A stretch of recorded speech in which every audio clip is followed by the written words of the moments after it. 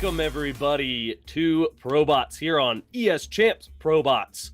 That's right, you've tuned into the best bot channel here on YouTube for the best StarCraft bot content. Well, maybe not the best. At the moment, it's the best. But definitely check out AIarena.net. They have a lot of really good bot content as well when we're not doing stuff. So there's always something going on. Catrock is here tonight to observe the round of 8 with me. What are you excited to see tonight? Are you ready for your bot to maybe move on? Yeah, well, I'm scared when it comes to doing a dog, but we'll get to that at a later point. But yeah, I'm just excited. I mean, we're round of 8. It's like 8 crazy strong bots. We got 4 eliminations. It's gonna be probably our best week yet. These are some of the best bots that we have seen to date. They're constantly evolving, getting stronger and stronger, and getting pushed to the limit here on ProBots and as well as again on AIarena.net. That is where all these bots come from. So make sure you go check them out. And we got 4 exciting matchups for you tonight, 4 best of 3s. But that also means we have 4 eliminations. 4 bots will be going into the scrap pile tonight. And it's always sad to see them go, especially with how good they are now. We're really, again, at like the top level of bot action here. So yeah, let's go ahead and take a look at some of our bots that we have tonight. Again, check out our Crown Club if you have not already. We're going to be doing one more exciting episode of Postbots tomorrow. We'll talk more about that very shortly. But here is our bracket. Here are our games, and you get a nice little break first. You're not up till second matchup, but we've got -0 and Dovakin up first. What are your thoughts on this one? Yeah, it'll be a fun and predictable one, I guess. Dovakin's definitely going to be bringing the cheese, and we'll see how -0 can handle it. Now, we have had updates. Something to keep in mind. Well, I don't know if we have them for all the bots, but there have been some updates, I would imagine. Yeah, there's other authors like me that are maybe slacking on the earlier updates. This is the one that really matters. This is the last update we get. You gotta be able to beat everyone now, so there's probably some major updates that came in. Yeah, if there's a bug or something, that is going to be with this bot until it gets knocked out or wins. Who knows? That would be quite a thing. A bot with a bug winning. I don't think we've seen that yet, but great lineup here tonight. And then Catrock, Dominion Dog will be second, followed by Micro Machine and Sharkbot after our break, and Eris versus Spud to wrap things up. And Eris is looking so strong. I think most people predicted Eris to win the bracket. As usual, have we closed it yet? Do people have a chance to maybe go fill it in for the next 2? How much we got? 2 minutes. Oh, we closed it already. Okay, well, hopefully you got it filled in. We did do a prediction bracket over on Challenge. You can guess along, and yeah, looking at it, I think most people chose Eris, but there was a wide spread. Some people chose Catrock, some chose Sharkbot, even one chose Dovakin. I think Dominion Dog. Like, it could be anybody, any bot's game at this point. Any bot could win this tournament. Yep. Dominion Dog, I wouldn't count out, actually. A lot of predictions. Yeah. Oh, yeah, never count out Dominion Dog. We've done that a few times and always regretted it. Yeah, but I got some inside info about his bots, and he's got a good shot against everyone. Okay. Including Eris and -0, yeah. Yeah, no, again, these bots have been working, or the authors have been working diligently and very hard to update these bots to, I don't know, maybe surprise their opponent with a sneaky build. I've seen a few more bots are starting to take games off Eris from what I've been hearing.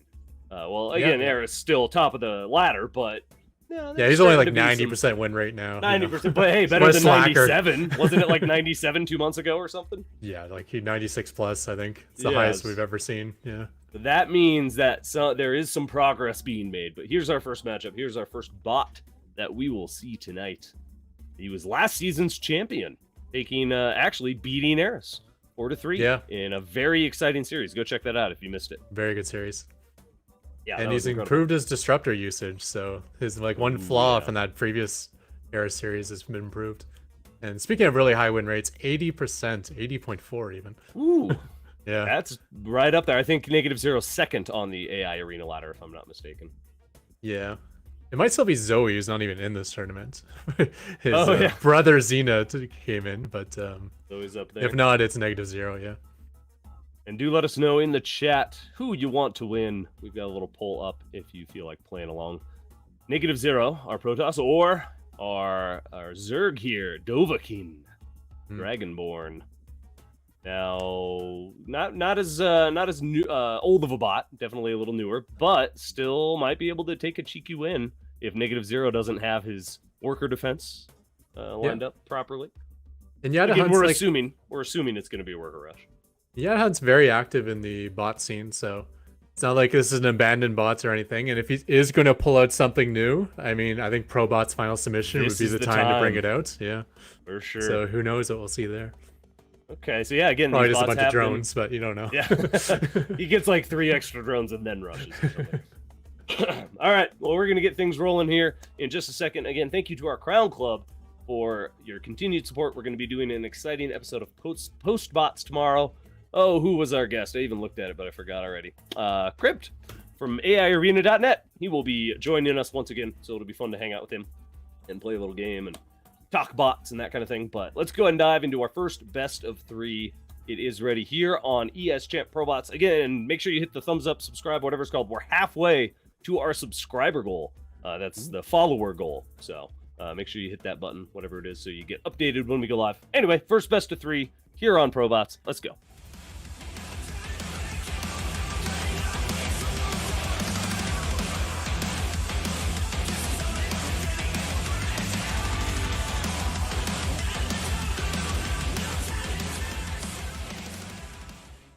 Oh, they can hear us, can't they? Yeah, the hunt. Don't mind me's. -0. Right, Ender Sword does that all the time. He doesn't care. Got the hunt. Are we not done? I thought we did Dovakin already. What happened? Dovakin. Oh. Second intro over Dovakin. Dovakin again. There you go. This Alright. is the fun quality you can content you can expect here on ES Champ. Things are looking great. I'm loving this so far. A We got- very early probe scout out of -0. This is something new. That Is this to find very the early. probe rush or the drone rush or something? Or maybe a pylon block, or he's doing a little bit of hatchery blocking. Yeah, Seems right to on be the edge working. where the hatchery would be perfect. Oh! He's trying so hard. So if you don't know this, Wow, a look at hatchery is actually an octagon. So he's doing like the 2 of the sides on the left of the. Oh, I see. So that way he has an easy escape route still. Wow, yeah, I've never seen that out of any of our bots. I was just actually thinking about this. I was watching some old Pro League games and thinking about how, I forget who it was, but some probe was harassing nonstop, like stealing minerals, probably partying or somebody. And he would like build an assimilator and then go from the assimilator to the minerals and like just harass. I was like, we haven't seen a bot really do that yet. But that is kind of the first real probe harass, other than like cannon rushing or something. I think we've seen like really specific. It felt like it, like it was gonna block the hatchery there. Sharkbot Nice. likes to block people's expansions with the pylon. It causes my bot to go into cannon rush defense mode, which doesn't make any sense, but it makes for funny games. It kind of makes sense, you see the pylon on your side of the base. Panic. Half the time it's gonna be cannons. Yeah, panic. Actually, that's not even a bot trait. That's just a human trait too. You see a pylon, everyone freaks Oh, out. definitely. Well, you have to assume. It's like, why else would they be doing that? Yeah. Nice reaction on Dovakin though. He throws down his pool and then immediately gets the hatchery afterwards. Sometimes little tweaks like that can actually break a bot, so it's good to see that he handled it well. Yeah, still moving on nicely, even with that Roach Warren coming up now. So we're going to see maybe some aggression out of Dovakin. We didn't see a worker rush, I just want to note. We see that a lot, but this time we're seeing something totally different. I like it. Yeah. Maybe a Roach push could be really good against -0 here. It depends on if he gets a Robo or, I don't know, kind of depends on what tech he goes. It's hard to say these days. These bots are starting to be able to use everything really effectively, so Yeah, absolutely. yeah, we'll have to wait and see. Yeah, The a few more Adept gets lings a on couple the yeah, taking down 2 of them. That'll be someone's just 5 lings after these 2 go down. But Yeah. yeah, Sentry actually out of -0, so he might be ready to keep that wall sealed up nice and tight, which could be very useful as there is Burrow and Roach Warren completing. Oh yeah, he's really bunkering down. He's got 2 shield batteries on the way now, so it looks like any Roach push, which I think is going to happen with Burrow on the way. I am assuming now we are going to see a Roach push. This should be able to... He should be able to hold this really easily, right? I think we have seen him screw it up before. If his stalker doesn't stay in range of the shield battery, we've seen a Protoss or two. Well, we heard that. Yeah, that was actually that's one of his updates though. Yep, I'm not sure if we updated it correctly, but he's trying to keep his units within shield battery range now instead of fighting outside of that. Yep. A little bit of lack of detection though, so the burrow could be an issue. So Dovakin did not get an update. So Dovakin has had this in his programming for a few weeks now, since the second round of updates at least. -0 did get. Do we finally have the updates? There it is.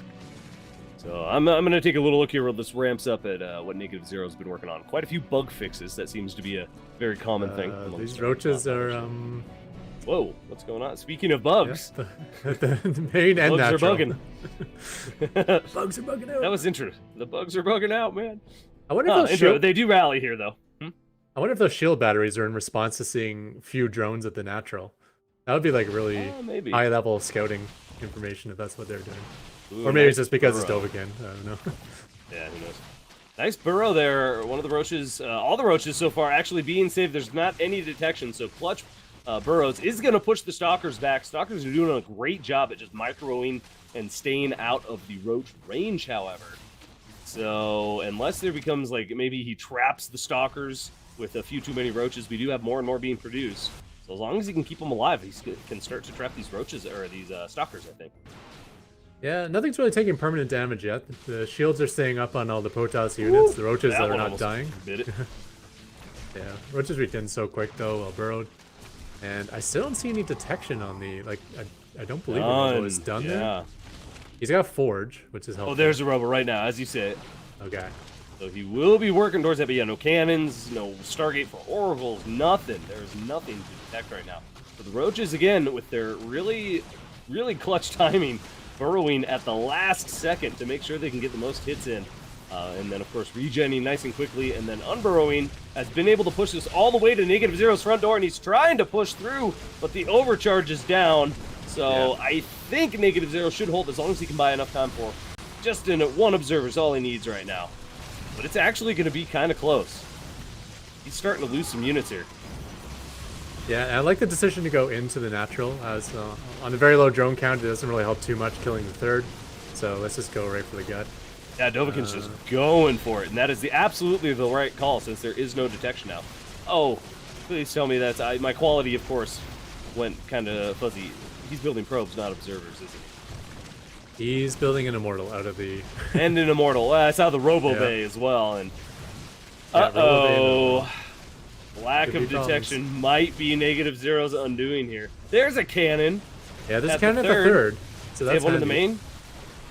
I don't think he has one in the main. Probably not. No, the main is exposed. As soon as these roaches are done wreaking havoc down here, they will be able to move up there. Now, the Immortal still could come in clutch. He might be able to get that killer shot. As we saw, the roaches are waiting to the last second to burrow. So the Immortal could get that big shot. That man, there we go. We see the first roach starting to get killed. As long as the Immortal can get that critical shot before the roach burrows. Even the Stalker actually getting it as the roach was trying to burrow. So it's all about the timing here. Yeah, he must be burrowing at a certain number of hit points. He's not ready for that burst damage that comes from the Immortal. Potential to kill him. Such a big pound there. Still, the majority of burrows are observer. successful. Okay, yeah, we're good. Finally. The observer's out, so these roaches will get cleaned up. How much damage was done, though? Oh, will they? There's still a lot of roaches here. It's just one Immortal. I might be speaking too soon, yeah. Yeah. Oh, geez. Okay, now he's starting to get the kills here. He will start to clean this up, but the supply is so heavily in Dovakin's favor. A 5th base on the way now behind this with the Zerg. -0's just been so busy playing Whack-A-Roach. There's just been nothing else. Does he even have any? He's got 11 probes. This might be too much damage. Yeah, losing all the probes in his main. Third base is covered pretty well. The Immortal seems to be good enough to stay alive, but I think we needed this game because how many games of ProBots have we seen where the Protoss is desperate for an Immortal, he's getting broken, and then they build an Observer instead of an Immortal. Yeah. And finally we got the opposite. Desperate for an Observer, and they silly builds the Immortal. Definitely something to prioritize when the burrowed roaches are out. And we're starting to see burrowed Zerg units a lot more, so it's going to need to be a priority in the future, I would imagine, just with the current meta of these bots. Okay, the Observer is finally getting in range of the Immortal. They are so far separated that the Observer wasn't actually helping the Immortal get final blows. So it wasn't cleaning up these roaches as quick as it hoped. Yeah. Oh, more roaches coming in here. Yeah, no, it's just going to be too many roaches. This Immortal will get a lot more kills. He's up to 12 already. Yeah, so he will the be roaches, able to clear this out, but it's just too much. Roaches are attacking pylons and stuff. The Immortal has a shield battery. He's not going to die anytime soon, but yeah, like you said, 5 bases on 1-ish when it comes to the probe count. Now, hold on. We have seen miracle comebacks. Imagine this is the hero Immortal. We do see only roaches in production still. And they do get a little bit afraid when they start taking too much damage. We've seen them run away. Yeah, all I'm seeing is the production tab, though. 7, 8 roaches being produced at once. Nothing being produced from -0. Well, every guy's got a little mining still and a cannon to defend, so that's nice. Oh, but he has the same issue as everyone else when they run out of workers. They're all mining gas. Oh, He's got one guy on the minerals. Yeah, 4 gas? Yeah, 1 mineral, 4 gas. 600 gas, 5 minerals. Anyway, oh yeah, I was looking at the bug fixes here. During the early build. Fixed bug with gas miners not saturating gas early during the early build. So not at this point in the game where he's lost the main nexus. Again, there's so many little scenarios that you have to account for that can just break a bot's brain completely. You know, losing the main nexus could be a trigger. Just shut down. You know, I don't have a main nexus if you didn't plan something ahead. A lot of micro bugs fixed, things like that. All right, well, we're gonna see this. We're gonna see these roaches clean things up here, and then we'll go to game 2 here in just a moment. Dovakin coming in swinging. He is looking to take down the king right now. He is 1 game up on last season's champion. Not a bad way to start the round of 8, especially as he was the last seed, right? Yeah, he was the 8th seed, I think, and well, just in this, but that was just because he was. Oh no, he was third in his group, 3rd seed. Yeah.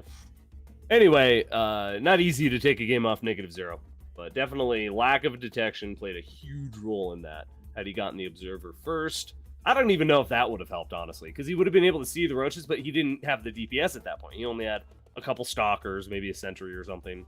Yeah, but if you could have fought at the choke points with the shield batteries and you're actually killing roaches, I think the biggest problem was the robo was just so late. Like even after seeing Burrow, that didn't like cue anything to grab a robo. So yeah, if he had it at the beginning of that, I could see him holding maybe. All right, well, we're gonna get game 2 loaded up and see if he can weather the storm or if Dovakin will be taking him out. We're just gonna. I was gonna talk about random stuff for a minute, but we like you guys so much, we're actually just gonna dive right into the game and not listen to me because who wants that? All right, game number 2, -0 Dovakin. Let's go.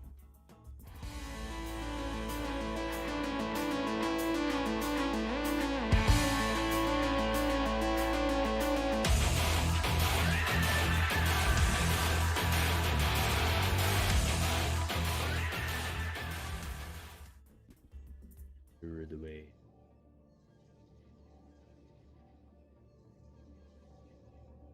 Mind me's.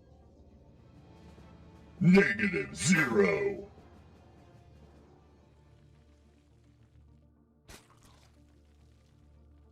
Yatta hunts.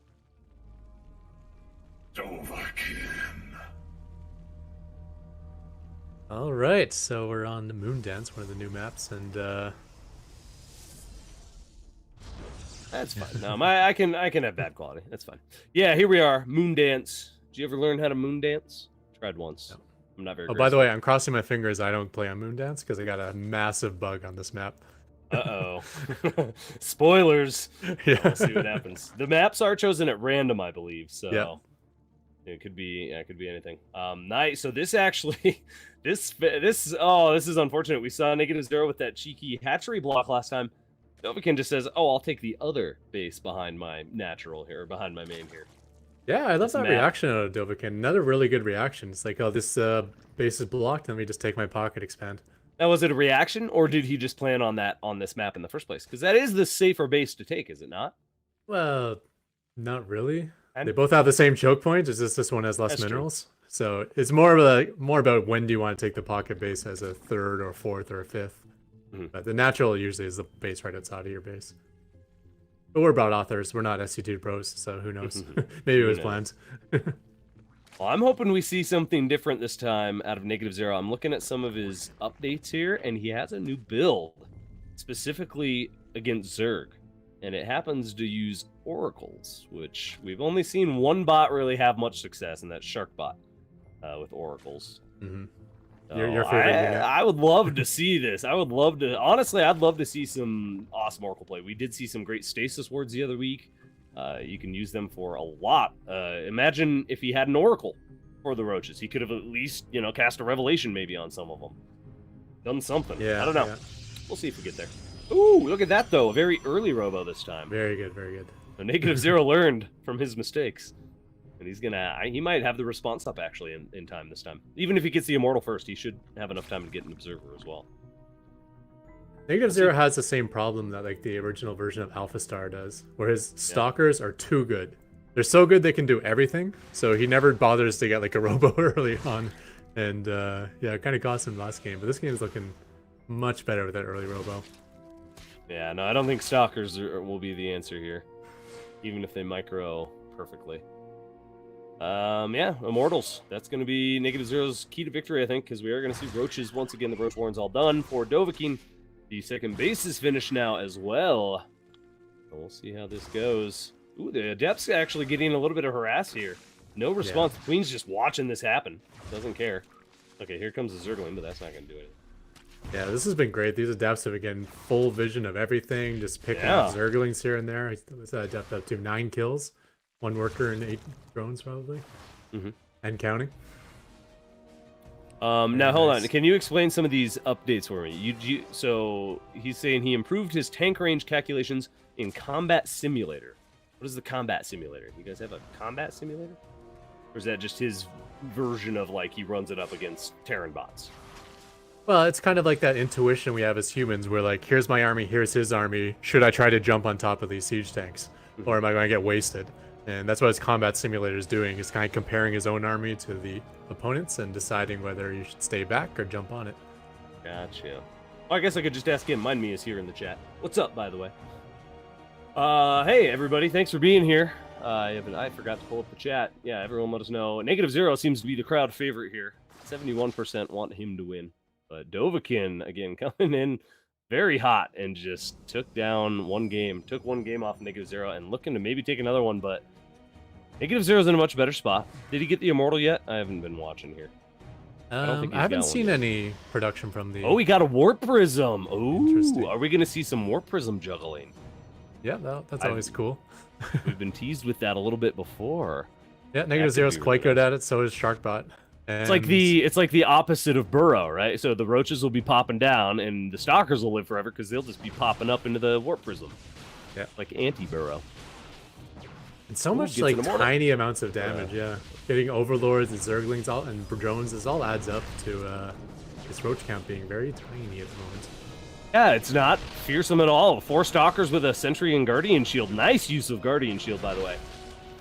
I mean, the Roaches are just going to stand here and take it. There we go. Maybe they're going to move forward a little bit. Yeah, a couple shots. I think they're trying to burrow, but they don't have burrow. Like, yeah, they're very wonky at the moment. Oh, maybe. Or I think they're waiting for proper numbers to engage. There's just not enough of them. Like you said, there's just such a small number that they're afraid to engage, but they're also too brave to run away, which results in a lot of dead Roaches here. Yeah, looks like a bug to me. If you don't want to engage, you usually want to stay out of stalker range. But they look to be like wiggling back and forth, which always indicates to me that they're getting conflicting commands. Yeah, one part of the code is saying run away, and the other part of the code saying attack or something. Yeah. Well, it's not going to work out this time for him. I think -0 is going to be able to push through and just kill poor Dovakin here. There are 12 Zerglings on the way, but I don't think that's really going to do anything. Yeah, I would love to see the units lost tab. I think the Zealot is probably the first unit lost by boom. Yeah, one Zealot and one Adept. Oh wow, yeah, this is heavily in -0's favor. Wow.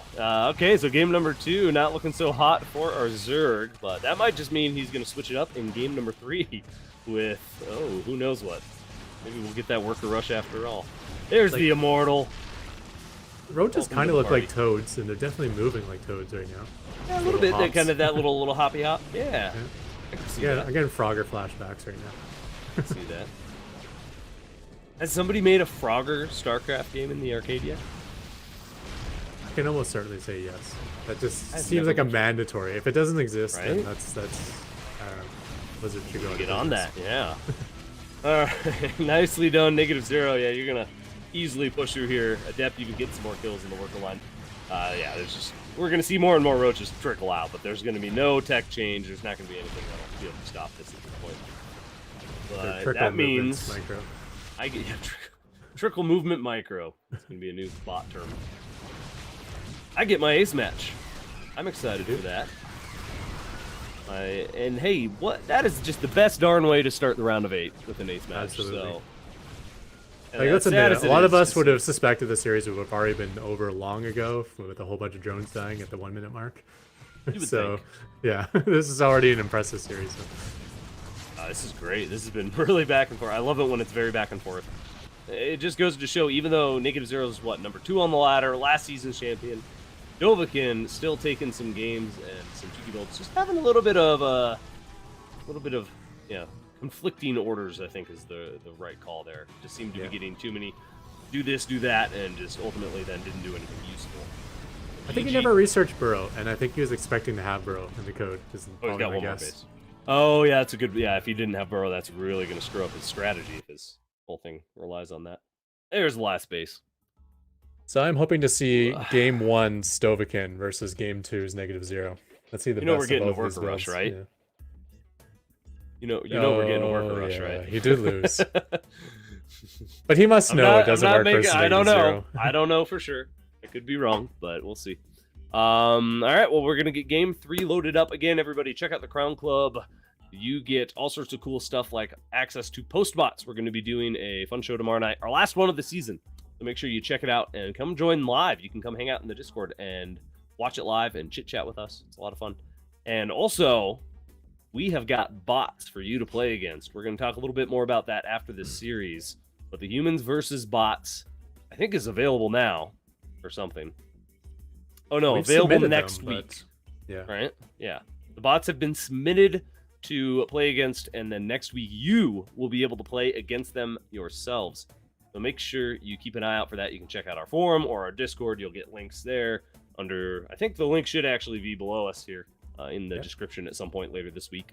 So keep checking back. If you don't see it right now, check back later. It will be there eventually. All right. We're ready. Screw the timer. We're going to go into game 3 here. I can't wait. I'm too excited for this. -0 versus Dovakin. Who will be moving on and who will get tossed into the scrap pile? Let's find out.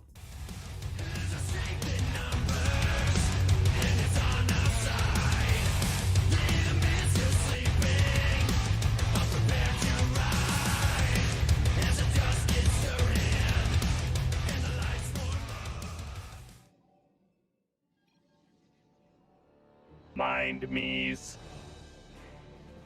-0.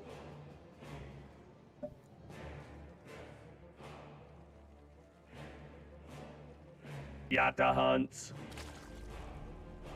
Dovakin. Okay, Catrock. Who are you more afraid to face? Dovakin or -0? Assuming you move on. I'm Which isn't very guaranteed, by happy the with my worker rush defense, so I will definitely take Dovakin. Yeah? Although I'm feeling quite good versus -0 and Eris this season, so it's actually the minion dog who I'm scared of, the one I'm facing next.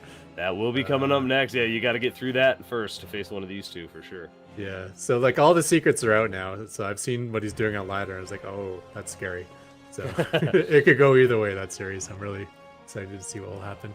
Hell yeah. But yeah, no extractor tricks, so we're not seeing drones crossing the map right now. Looks like another alternate base taken by Dovakin. Yeah, I think you're totally right. He does that in response to that probe being pesky there.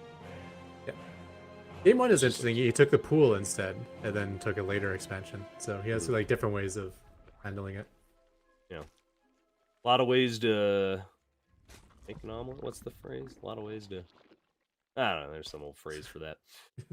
Scrambling, yeah. A lot of ways to drown a. Oh yeah, that's what it is. Never mind. Anyway, all right, Dovakin does. Wisconsin players. Yeah, some old hillbilly thing.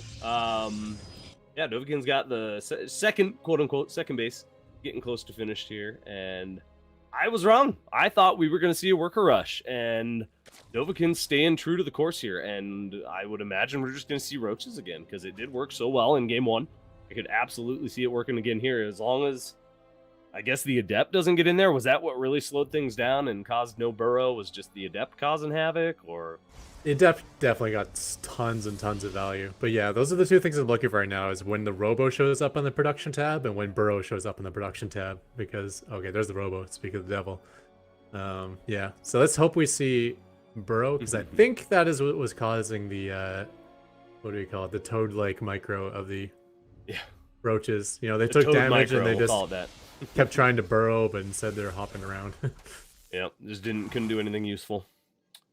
A little unfortunate, but actually we see Zergling speed and a lot of Zerglings this time around.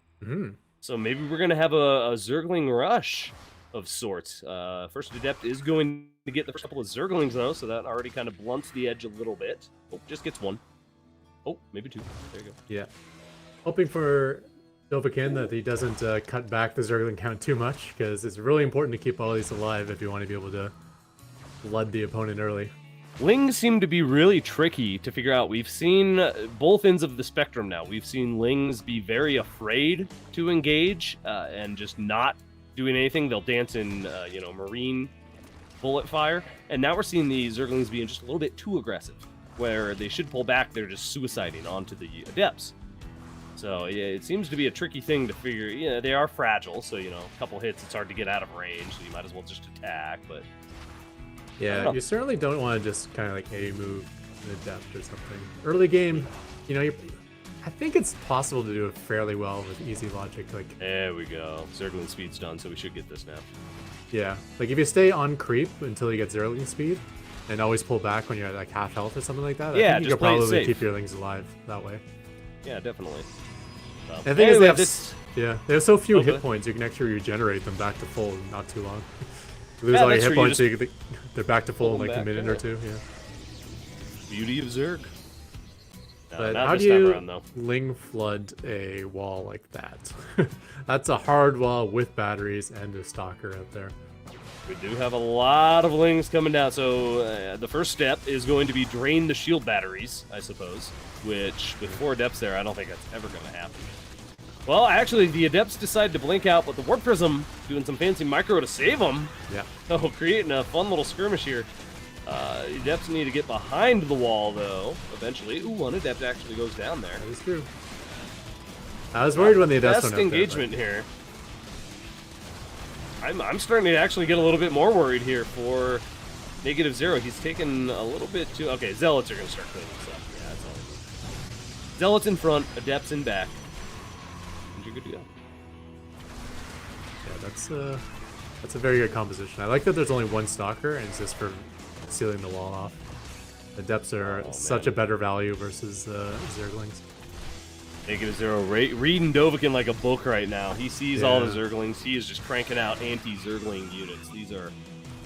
These units were just born to kill Zerglings right now, and they're going to be able to push all the way up to Dovakin's base by the looks of it here very shortly. Yep. And I don't know if Dovakin's going to be able to pull this out anymore. I mean, he does have a full 2-base economy, so he can constantly be producing these Lings like 14 at a time, but he's just facing such a strong composition. Getting one Zealot there, I think. Maybe a second just one? Needs to overwhelm this at some point to have a chance, and he's just trickling in too little at a time. Yeah. There we go. Does get one Zealot. Oh, I get another one. There we go. That's what he needs. Little surrounds. Warp Prism not doing its job and just kind of sitting at the back, but I guess the Zealots are okay for a moment.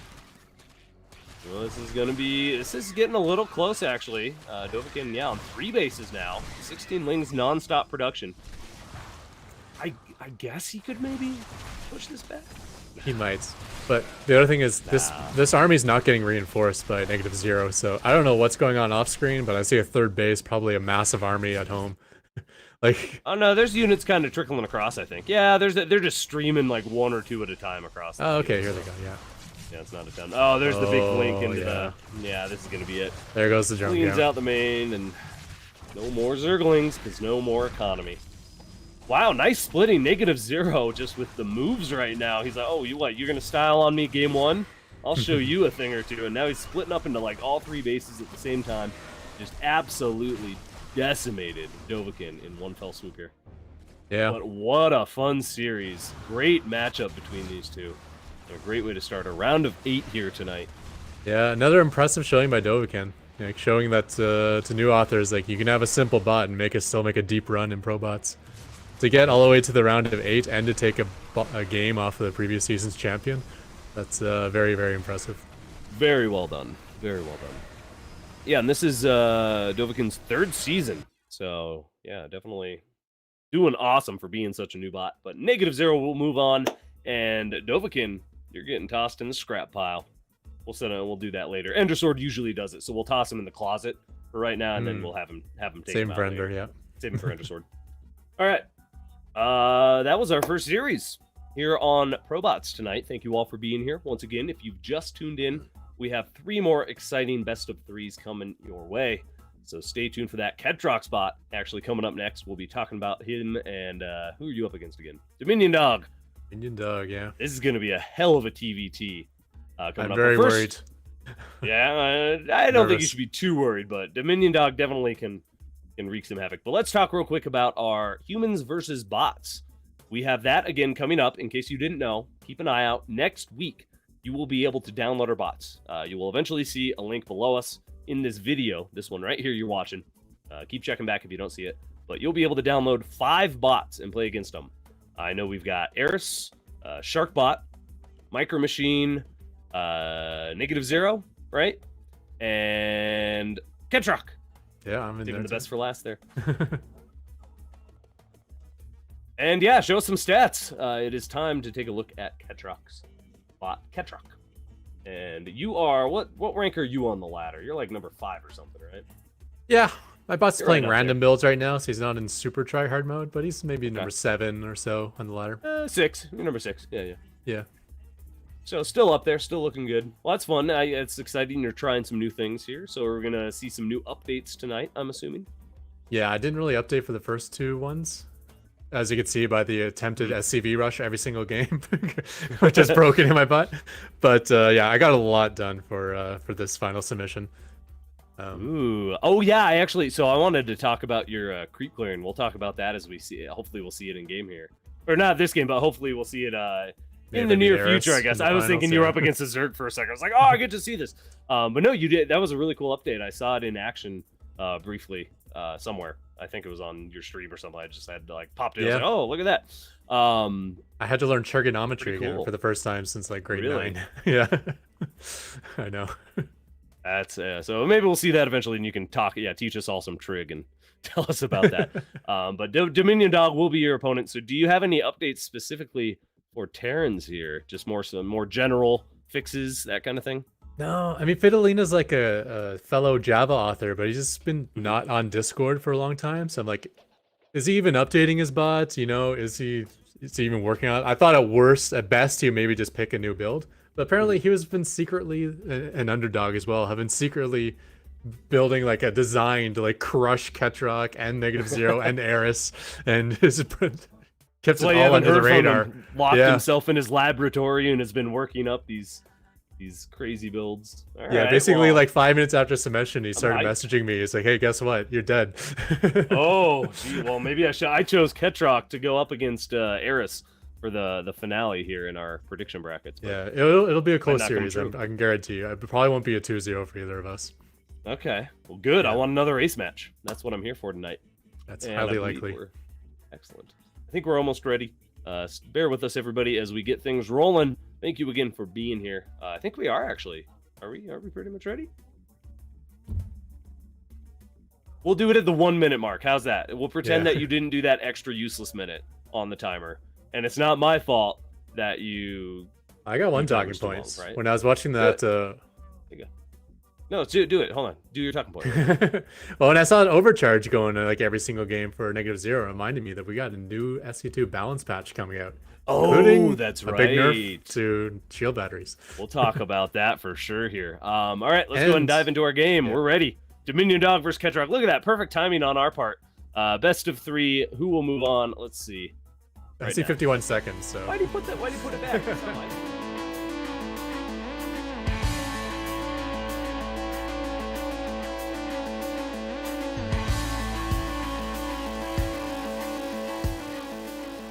Patty's ready, man.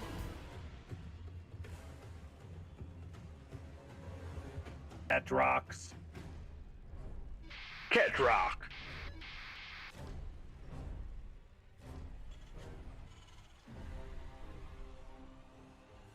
Fidolinas. Dominion Dog. Alrighty.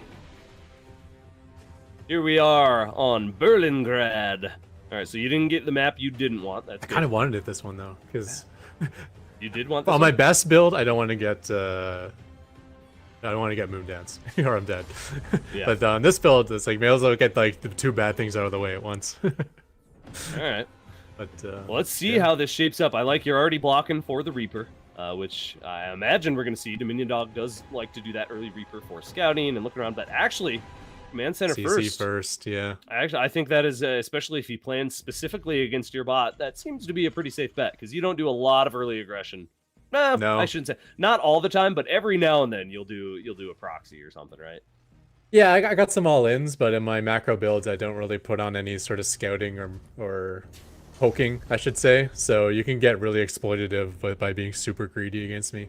Mm-hmm. And yeah, it's likely what we're going to see here. You should have just kept the worker rush in. You would have won. Could have won. That's true. I did have Marine Rush as an option versus Dovakin. The last minute, I'm like, nah, I'm going to pull that out. I was just going to die to Banshees when he builds like 2-4 Banshee. That is pretty. Nah, I'm risky wishing for I sure. kept it. Yeah, this is yeah. How many? I say Okay, exploitative. I mean exploitative. I think we're gonna go up to 5 bases before we even see a third, or maybe even a second out of Catrock here. Hold on, I think we're gonna get at least one more base here in just a moment. Let's see. Oh, he's it's not saving already- up anymore. Okay, now he's gonna build something else. Another barracks. Is that Wait, another, is that or his is that the first first barracks? barracks? That's his first barracks. Wow. This is like Zerg style. He goes 3 command center before barracks, Yeah. and I think he'll get away with it for sure. In human meta, going CC first is already like 100% losing rate. So Oh, going yeah. double CC first is you know, taking strong advantage of you know, the meta game you have versus Catrock here.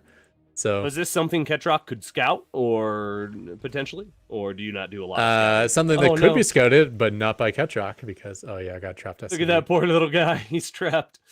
You see, go to the factory again, laddie. Go to the factory. There you go. Zoom in. Let's see this guy's anguish. He just wants out, bro. It's funny. He could probably fit through that, but Yeah. because of the way the game works. At least if he Oh, hops yeah. out of the mech suit, yeah. I heard Archons aren't as big anymore. Was that one of the updates? Like they're 15% smaller, or like they can fit through single gaps or something now? Yeah, that's a weird one. So they're making Ultralisk smaller. Ultralisk smaller. That's the. So that's yeah, gonna be sorry. huge. But the weird thing with Archons is they're not smaller, except when it comes to getting through structure gaps. So one of the big problems with Protoss is you recall your Archons back home, and then they can't get through that one wide gap that everyone Protoss has at their wall off. Yeah. 'cause So you now have they're the allowed to wall, go through yeah. that. Yeah. You could even put an Archon in your wall, I suppose, now.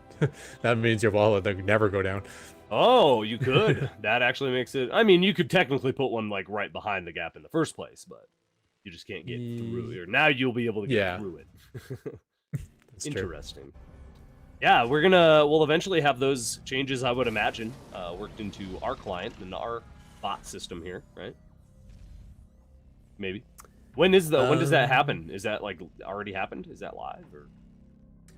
No, it's just proposed at the moment, but it's an Oh, official it's just- Blizzard post. So okay. this is going to be the second patch done by the community, and Wow. Scarlet has already confirmed that all of these things suggested in the patch note is something that we can add to our AI arena maps. Oh, perfect. Well, Those yeah, of you who it's don't all, know, it's all we're game setting stuff, right? You can just go into the editor and change things. yeah, I mean, some of them seem really basic, but some of them are like, can you make Archons fit, like, not change the size of it, but still have it fit through walls? Like, I didn't know you Yeah, could do you just that. change the base whatever size. I don't know. That is a Yeah, good but point. I without don't know. changing the size of the wall or the Archon. Like, it's a very So edge you can case change thing. the size of the unit without changing the graphic of it, so it would look the same size, but Yeah, but the Archon technically it would be isn't getting smaller. smaller. Like, its collision size with everything else is going to stay the same. So it's going to Oh, be I just as see what you're clunky in an saying. army. It's just, yeah, it's a weird It'll one. just fit through the gap. Oh, that's a good point. Yeah. I didn't think of that. Oh, interesting. Whereas altars are just smaller across the board, which is going to be a big, big buff for them, I think. That's like the sleeper buff, I think. Because altars kept getting speed upgrades, which wasn't helpful because they still couldn't fit through anything. They just get clunky in an army. But now So you they're can fit small more of and them in a fast. group now, right? You can fit more into the army a little bit. They're sleeker, smaller. Yeah, well, now they won't get stuck so often in the Get army, stuck, and yeah. and that combined with all those speed upgrades from the past, I think will make them possibly very, very strong. I don't know. so fourth I base never here, understood yeah. why they didn't just make Immortals kind of like Colossus, where it can just, or I'm sorry, Ultralisks kind of like Colossus, where they can just walk over things. Like they're huge. If you don't get out of the way, you just get squished. But we can assume the Zerga's a hive mind will be like, oh, Ultralisk coming, and they just kind of move out from under its feet, you know, so it doesn't get squished. Yeah. That's how I always envisioned it would be. Well, statistically, they're like one of the strong, if not the strongest unit in the entire game.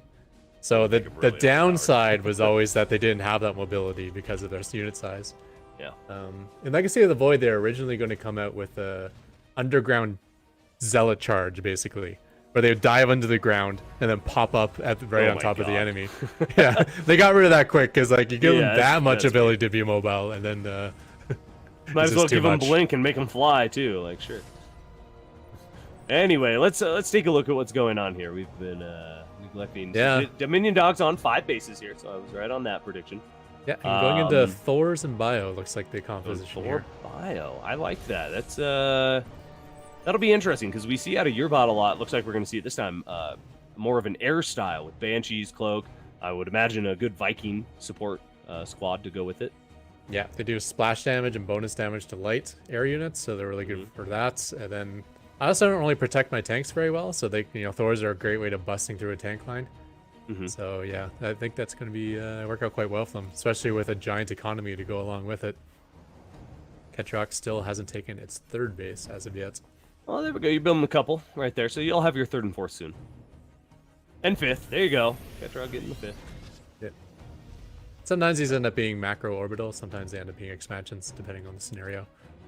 Honestly, In this case, Catrock's we got a not third. that far behind. As long as Dominion Dog doesn't do any crazy attack in the next, 2 minutes, which I don't think will happen because here comes the 6th base, Army Supply is actually in Catrock's favor. So even if Dominion Dog did attack, Catrock's feels like Catrock would be safe against it and can probably get these expansions and catch up pretty quickly. Yeah, well, I mean, a lot of these command centers haven't paid for themselves yet, so like army size right now might look even, but the income and future potential army is like so much more of an advantage for Dominion Dog that like I'm glad the Catrock's pushing out here because he needs to get some damage done.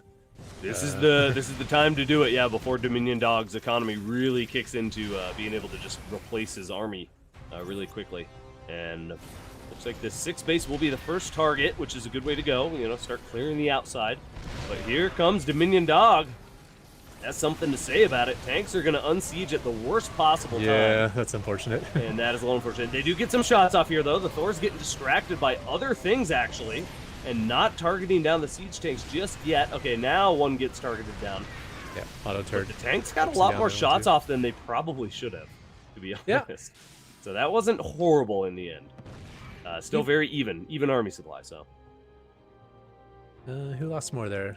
Dominion Dog lost quite a bit more. Yeah, but- see, your bot is known for trading really, really effectively, so. I think somebody just said in chat, too, they think Catrock's going to be able to just, the war of attrition usually goes to Catrock a lot of the time. So, we'll see how this pans out. Especially if Dominion Dog gets too greedy, uses up all the resources first, then Catrock has a really good time, right? Yeah, I think a lot of it might come down to how often Catrock is able to catch the Thors without a Raven. Because if the Banshees can just start pounding on the Thors, that's gonna be great. But if it's That'll be protected by huge, Ravens, yeah. it's gonna be a tough one. Well, there's one really wounded Raven there that the Vikings could pick off for Catrock, but here come the Vikings of Dominion Dog. We'll get a Banshee, probably 2 here. Thors are going to push up. Yeah, looks like Catrock's just going to pull back. Yeah, I think that'll be key if Catrock can keep enough Banshees. It's hard to not say you because it's like I see your name, so I think it's you playing. Keeps confusing me. But no, as long as Catrock keeps pulling the Banshees back and repairing, we could get that really nice big squad that can, just couple volleys, take down a Thor. Couple more, take down a Thor. There's one really hurt Thor that could get picked off here. Dominion Dog needs to be maybe a little careful, but he is going to keep pushing through. Being very bold about this. Planetary might even end up getting a Thor here, it looks like. Oh, yeah. It's shooting. Is it? What is it shooting at? No, wait. Thor's that range it, don't it? Oh, that's right. I don't have high-sec auto Barely. tracking yet. Yeah, you don't have the high Yeah, sec I'm yet. looking It's on on the, the way. Yeah. So they will be able to maybe get one Thor later, but no, that one will go down as that upgrade isn't finished. Yeah, So that's nice a big pick kill off. for... Oh, another Thor going down. That's There a he big goes, kill, though, Banshees. for Dominion Dogs. The economies were really evening up at that point. So taking out that base helps Dominion Dog maintain that economic Where'd advantage. the Raven go? The Raven's not here. Banshees are going to get another Thor by the looks of it. It could even chase down that third. No, it looks like they're going to disengage and go up to the top right, which technically that's Catrock's territory, so we can try to reclaim it here. We'll take down the Banshee, or the turrets, I'm sorry. And once the Trying to focus turrets those are down, down. actually, the Banshee should be able to clear this base out. At the same time, the bottom left is having a little bit of a skirmish, a little war of the bases here. Dominion Dog's going to win this one. He's going to be able to take that bottom left, but here comes Catrock, and we might have another little bit of a crazy skirmish here. Catrock actually with a good positioning, so even if the base goes down, I think the Banshees could start to get some nice kills here. Yeah. I like the Dial turrets are buying some time for these tanks to get more shots off. Tanks before are they getting die. some good shots. They actually got a lot of the Marines gunned down before they got picked off, and it goes back a but little ways flank. too. Yeah. Ooh, yeah, nice flank. Oh, they're going to the get that siege last tanks. siege tank there. And are there any Banshees left? How many Banshees are there? That's going to be the only thing I think that Catrock has left at this moment. And, yeah, a couple Cyclones. Oh, there we go. There's a couple Banshees. Yeah, Came they're back. doing well. They're picking off some Marines, which is nice. If the Marines go down, then maybe they can get some lock-ons onto the Thors. We'll see. Dominion Dog's got an edge, though. The army supply in Dominion Dog's favor. Can't quite break Catrock just yet, but has more bases. Dominion Dog has managed to take both the top right and the bottom left base, which puts Catrock in a little bit of a weird spot here, where the main's starting to get mined out, I think. We're going to start... Yeah, this is just going to be a long war of attrition, though. So it really does depend who gets more money. Catrock has a nice little mineral bank, which will be helpful in I guess in the long run, if you can get a couple more bases, or you need to build a command center or something. Yeah, this is a pretty gas-intensive build, so I don't know. I'll probably end up turning into like macro orbitals later on. At least I can expand whenever I need to. But at first I need to free up a base, because right now the 2 neutral bases are both in Dominion Dog's control. So if things stay as they are, there's just going to be so much more total resources mined by Dominion Dog. Yeah, that Cyclones, you gotta Cyclone. be careful. So let me run past this Thor to lock onto a Marine. Yeah, that makes sense. Yeah, don't do that. Turrets are coming in clutch here. They actually make a perfect defensive wall for the siege tanks there, and Dominion Dog is forced back, retreating now. And now Catrock really wants to take this base out. Looks like he's going to go again for it. Again, only 2 turrets here for defense, so the 4 Banshees will be able to clear it out here. 5, 6, 7 Banshees now, or 6 Banshees now. Ooh, getting a lot We'll be able to of get cancels. 25 minerals at a time there. Ooh, that's helpful. Couple of Cyclone lock-ons. I'm not sure if that command center is going to be able to Wow, hold. actually just guns Yeah. the base down. Yeah, the command center falls, but here comes Dominion Dog with the Thors and Marines and even a Raven. I think 1 Raven, 1 Viking. Oh, Viking died. 1 Banshee. Yeah, 3 One siege more tanks, Viking. though, with a lot of auto turrets to tank. That end up being pretty good from Catrock. Wow, look at those upgrades, though. They are good for Catrock, but he's only got the mech upgrades, where Dominion Dog's getting he just has a more diverse composition, which I think helps. I don't know. The tanks are getting a lot of really good kills on the Marines, but the Marines are kind of a nice buffer for the Thors, right? To kind of keep the Banshees at bay a little bit. They're very expendable, absolutely. especially if you have that extra mineral income. I think it's a good choice to have those Marines, even getting the +2 armor form. So. Yeah, Cyclone locks can be so strong on Thors, so the fact that the Marines are soaking up the lock-ons is a big deal. This Banshee's a hero right now. Yeah, no Raven nearby, so no Raven. It's looking good Banshee for the might Banshee. Get 4 Thors. This is going to be 4 Thors for the Banshee. 30 up to 8 kills, or how many kills now? 5 on that one. Nicely done. What's the? Yeah, I want to see the resources lost if possible. How evenly we're trading. See, your Catrock's 2-to-1. trading 2-to-1 right now. So even though those 2 bases are in demand, well, actually 1 base now. Catrock has managed to secure the top right. Oh wow, that's a lot of difference. That being said, Catrock's still trading very favorably right now. yeah, So if winning this the does Viking get battle down- here too. Very nice. Yeah, if you can keep that air control, that's huge. Ooh, Banshee's taking a couple hits. Yeah, you gotta win that air control to be able to have your Banshees keep the Thors and everything else at bay here. Now we got Thor supported by a Raven, and that is going to be a little bit more trouble. The Banshees are too afraid. Like we're not going into that. They're staying alive though. How many? There's like 10 Banshees now alive, I think. I'm not sure. They're kind of all over the map right now, but the problem is if the Banshees don't want to engage the Thors, that means the Thors get to kill planetaries. Although those that's 4 true. Thors are fairly low at the moment. He's just trading Thors like they're Zerglings or something, just throwing them into the slaughter here. These ones will pull back, maybe repair. I'm not seeing any repairs on the Thors. Have you? I'm not sure. Do they maybe sometimes walk back to repair? I really like I don't that think idea they that a veteran had back in the day, where he would use speed medevacs to pull them back home and get repaired, and then send them back into battle. That was awesome. Yeah, definitely could. That would be extremely useful here. I think we've seen like 20 Thors die now. How many Thors have we seen die? Oh, those Oh, auto wow, look at turrets. these Vikings Yeah, go the down. Vikings aren't respecting the DPS on those things. Into the slaughter, and Marines gonna get a few Ravens though, and there we go. The Marines coming in handy once again. Are going to be able to push back and take the damage for the Thors, which leaves the Thors able to stand and fight a bit longer. Even more Ravens going down. The Dominion Dog's actually taking a pretty good fight here, considering he's on the low ground. It's been okay. Oh wow, Thor's going to clear out another base. We're starting to see multi-pronged attacks out of these things. And, Does he have enough there though? It's just 2 Thors. It might be able to just repair through that. I don't think he can now. Now that the planetaries have high sec, they can actually defend themselves with the repair. So I don't think they're going to get it. Yeah. Planetary will hold. I think if there are 3 Thors, it doesn't matter if you're repairing. You can still gun it down. But with 2 Thors, I think the planetary will slowly win that fight unless you kill the SCVs somehow. 2 more Marines trickling into the tank fire. Nice repairs. Catrock is repairing and keeping that tank alive. Does finally fall there, but kept it alive for a while. Got a few more shots off. Oh, this is really close actually between these two. Again, supply very even. Catrock trading way more efficiently, but Dominion Dog still just pushing and trying to batter through Catrock's defenses. I just don't know how this is going to go. Is this going to really come down to a mined out scenario where one of these bots has to run out of money before this is over? Oh, nice lock on onto the Thor. One thing that has silently happened is Catrock has taken the top right. That base was contested for a very long time, and now we have a planetary complete.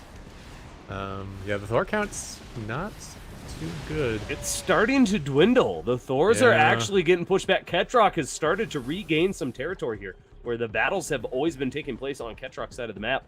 Now it's starting to get pushed back to Dominion Dog's side of things. So I think, again, just trading effectively and holding and being able to withstand this long has put Catrock into a pretty decent spot. I think the composition is just better, too, with the Ravens. I'm talking long game here. If we do get into that mind out scenario, energy units, they're key. They can keep fighting forever. Thors cannot. Thors can only get repaired so much. And I think a lot of the reason these Thors are going down is the mineral shield. Or sorry, the marine shield has kind of disappeared. Are we at this point of the game already? Is that the phase we're at? Well, I said it was a gas-hungry build, so when I'm gas-hungry, I just build orbitals and steal the opponent's minerals. Like, smart. if I'm spending my minerals, you don't get to have minerals either. Wow, I actually think Catrock is going to be able to tip this into his favor now. Just the fact that he's starting to deplenish that economy of Dominion Dog. Yeah, the bank is gone for Dominion Dominion Dog's Dog. getting mined out here. How many? I think there's only like 3-ish mining bases for Dominion Dog. Yeah, not maybe even more that. like one. Like the bottom Even right. one. Yeah. There's a few patches Bottom available on a couple other bases, but the only full base he has is the bottom left.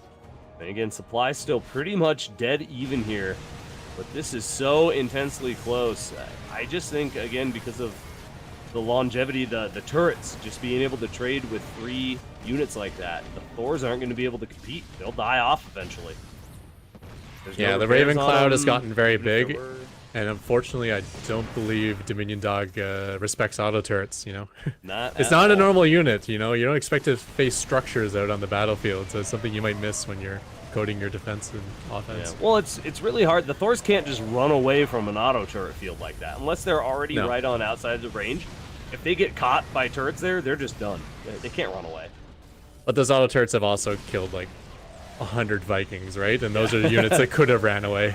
So which Yeah, is they could unfortunate. have. Well, they're the units that Dominion Dog needed to kill off the Vikings and the Ravens and control the air. And Thors just aren't going to cut it. Not anymore, anyway. They were doing quite a good job at the beginning, really battering up against Catrock's defenses.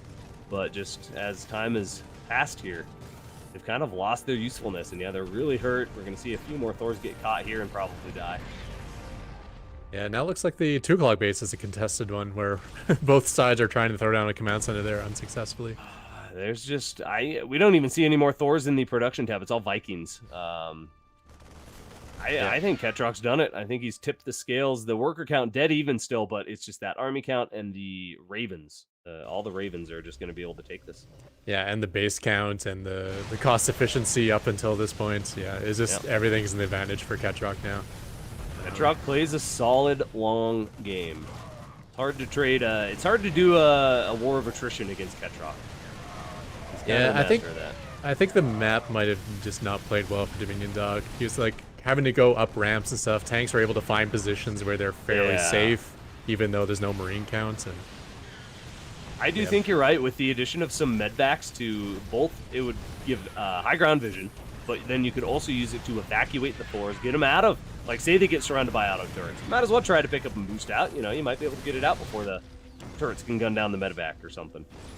yeah, one of the biggest advantages of BCs and Thors is the fact that they just repair so quickly and they're so they're built for repair basically. You know, you can lose 300 hit points, it still works, and you can bring it back home, repair it back Still to full. worth it to repair. Yeah.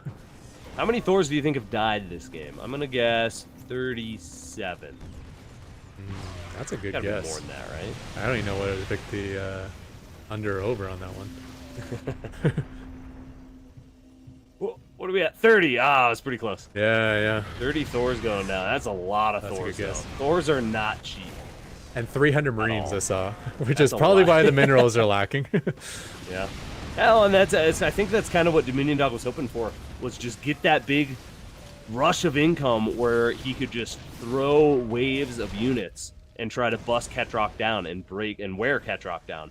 But it just didn't work this time. It's kind of, again, that Zerg strategy. Get a lot of bases really quick and then just throw units. In this case, not lower tier units, but, you know, just throwing Zerglings or whatever is kind of the strategy. This time it was Thors. Didn't work out. But it was a good strategy nonetheless. It put the pressure on the Catrock. I could see pretty much every other Terran falling to that. Yeah, the Thor idea I think was a brilliant idea. Oh, it's so strong. So strong. Yeah, It's it just the works. fact that Catrock got, I think, enough Ravens to be able to get the turrets and buy time. I think that was really huge. Yeah, just the Thor count never got up. When it it gets was never up, more than it's just 4 or 5, yeah. it becomes unbeatable. There's just a lot of little things that went wrong for Dominion Dog, like having to constantly replenish the Viking count. Cyclones being able to lock on from the high ground onto the Thors was a big deal, because normally they can't really get in range to lock on without dying. Yeah. Definitely some good strats here, though, and very strong. Yeah, if we had just seen 10 Thors group up and do a push, they would have crushed everything. But yeah, we only ever saw like 4 or 5, I think, at the time. Attacking, moving around. So, a little refinement to be done. Boom, there goes the last base. Catrock will take game 1 in a, what was that, a 20-something minute game. Nice. 28, yeah. Not bad, not bad. Not too long, but Definitely, and it was just non-stop action. Well, I guess for the first like 15 minutes, maybe 10 minutes, it wasn't. But once the action started, it did not stop. So we'll see. I don't know. We'll see in game number 2. Maybe Dominion Dog can make that economic cheese work out. Maybe we'll see just a totally different build. Do maybe a little rush or something. I don't know. Yeah. What are we going to see? The same thing out of Catrock, most likely. Just a nice, steady defensive build. Yeah, Slow- there is slow a to get the second third. build that he uses, but Well, I'm and for looking one, at this it's gonna upgrade. continue with it, Are yeah. we going to see the new one? The rush build there? again, that works against Protoss and Zerg. So Oh, it's not. we for will see Terrans. it. Yeah, but we'll definitely see it against -0 if I'm If you lucky move enough on to there. get there. Yeah. All right. I think we will at least. I can't actually recall the strategy. It's in the mix of possible strategies.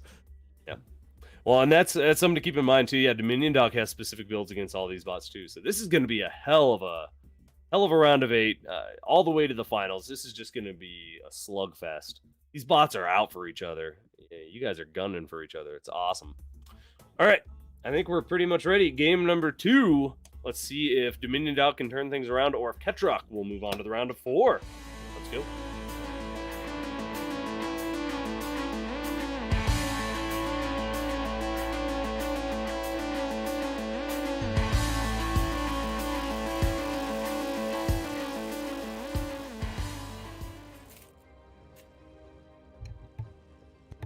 Catrocks. Catrock.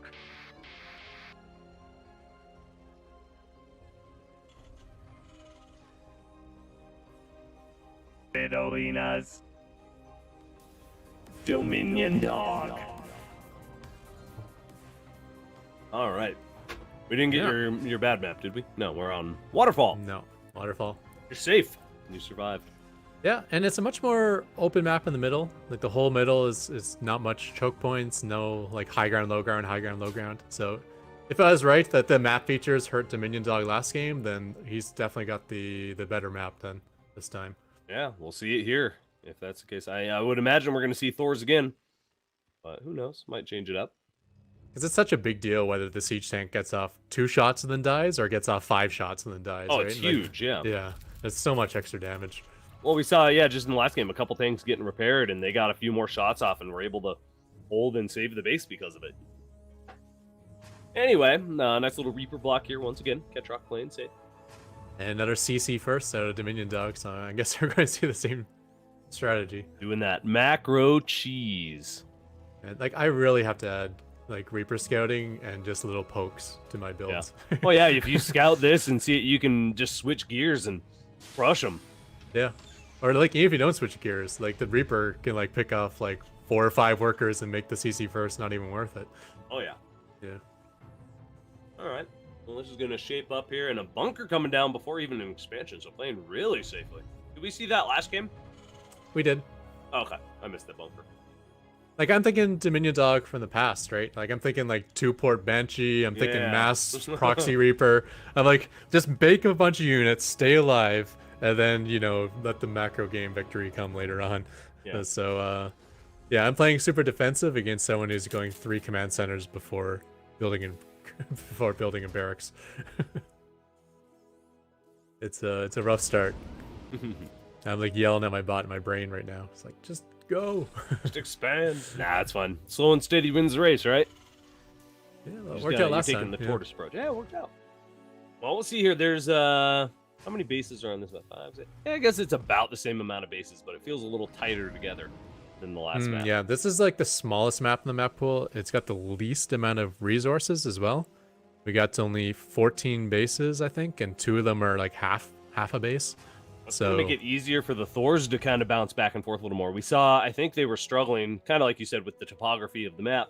They just had a hard time traversing it and getting up the ramps and getting left and getting right. It was just too big, but this seems to be a lot more friendly to the Thor movement. yeah, and especially if Dominion Dog can take bases on the other side of the map early on. That's like it's going to trap Catrock on just like a handful of bases. Oh yeah, that could be huge. I think we've seen that before, where Catrock gets kind of stuck on 3 bases and can't get past it. Not for a long time. It's been a few seasons of that. Yeah, yeah, that's one of the bugs I've fixed in my bot. It had issues expanding in the past. I don't really know why, but sometimes it would just think bases weren't available and it would stop expanding. And I've solved that, so. Oh, you added Still bunkers can focus fire enemy units. I didn't... Is that a thing you can even do in... I know you can do it in some of the normal games. I thought you couldn't do that with the bunker, the bots. No, it can. The one Well, weird thing with... Yeah, you updated it. Yeah. The one weird thing with bunkers in the bot world is we don't know if a bunker is empty or full. Whereas that, even though it's visually obvious when the bunker is empty, we don't know that in the API. So facing bunkers can be annoying. So when you're telling it to attack, you're selecting the bunker, telling the bunker itself, which thus... Because I guess, yeah, it is kind of its own unit once the Marines are inside it. Yeah, it's just something I kind of forgot about when I was, like, you know, doing unit focus fire. I never really considered the bunker as something that shoots. You can even stim a bunker. Yeah. Yeah, it's just one of those things that people forget that exists in the game. Yeah. Now, if you I play, mean, there's some assuming arcade Marines are games where inside, that is, yeah. Well, yeah, that's a good point. Interesting. Well, that's pretty cool. What would be really sick is if you could cast ghost spells from the bunker. Ooh, that'd be dirty. EMP Yeah. from the bunker. Oh, You see man. these snipes coming out of a bunker. That'd be so You sick. might as well just build bunkers over the entire map and just crawl your ghost forward through it. And just, Yeah. God, you'd be indestructible against pro. It's actually something I see Nathanius use. Because, like, one of the things with interactions with ghosts is that the pack of Bailings will always try to roll and find the ghost pack in the late game. Uh-huh. So Nathanius always keeps, like, bunkers, like, way in the back behind his planetary. So when he's getting chased by the Bailings, he just, like, runs into a bunker. It's like, how are you going to do now? Yeah, smart as hell. That's why they exist. That's why they have the bunker. Your unit's alive. All right, so all three bases are fully saturated now for Dominion Dog at 60 to 35 workers, my goodness, and a fourth base going down. It feels like a little bit slower expanding than last game, though, from Dominion Dog. Didn't he have, like, 4 bases at, like... I thought he got bases a little sooner. Maybe not. Maybe it's about the same. I don't know. Yeah, it seems about right. Well, It's a good time to be getting a fourth, because he's just getting to the point now where he's fully saturating his existing 3 bases. So it's perfect time to have a fourth finishing up. Yep. Well, he's got some units to defend it now, too. Actually, hard to he's tell. going for Cloak Banshees this time. Dominion Dog has switched it up. I keep looking. I'm like, where are the Thors? There's no Thors. We're going to see... That's Speed, actually. Speed Banshees. Well, Cloak just finished, and Oh, he's got okay. Speed now on the way. So, yeah, we're going to have Speed, Cloak, Banshees. Dominion Dog switching it up completely here. I was not paying close enough attention. Yeah. So we're going to have an air battle by the looks of it, because Catrock also going for that Banshee Cloak again, and I would imagine more Vikings very shortly. Yeah. Oh, boy. And Catrock playing it super safe, getting a lot of production before even taking his third. So, Yeah. like, it'll look even for quite a while because all the extra production is going to mean like a lot of units for Catrock. But as the game goes on, like, once again, that's going to be a huge economic advantage for Dominion Dog. And if Well, he can even take taking air the middle superiority, yeah. Oh, that's going to be huge. Yeah, if he gets whoever has air superiority in this case is going to win, right? I wouldn't say so. I think air, right? Catrock can take air superiority and lose because he has less economy. But if you have less economy and you lose air superiority when you're going mass starport, then you're just 100% dead. Yeah. You can come back if you got more money, but yeah. Very interesting. Yeah, I like taking the rich geyser base there instead of the little back right one. So Dominion Dog's already moving into the middle of the map. You know what? Maybe this is exactly the there's same the as Thor. last game, and we're just not paying attention. Because he did get like basically every upgrade in the game last game, so You know what? it could be I the think same you're right. here.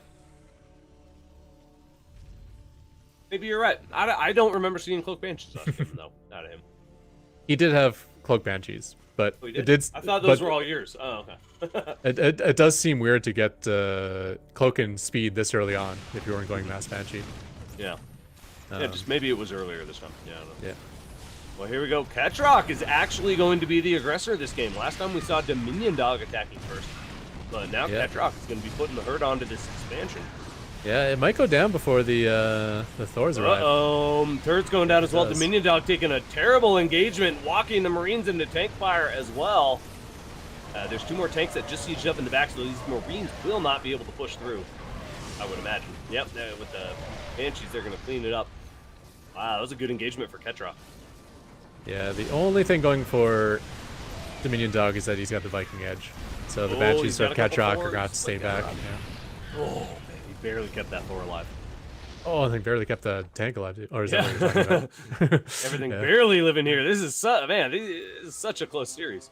Let's follow that Thor. I want to see if it gets repaired when he comes back home. Is that a thing? I don't think it is. I have not seen a Thor repaired over here. We just see him stay red till they die. Yeah, like I know on the field he's not repairing them, but yeah, even when he brought him back.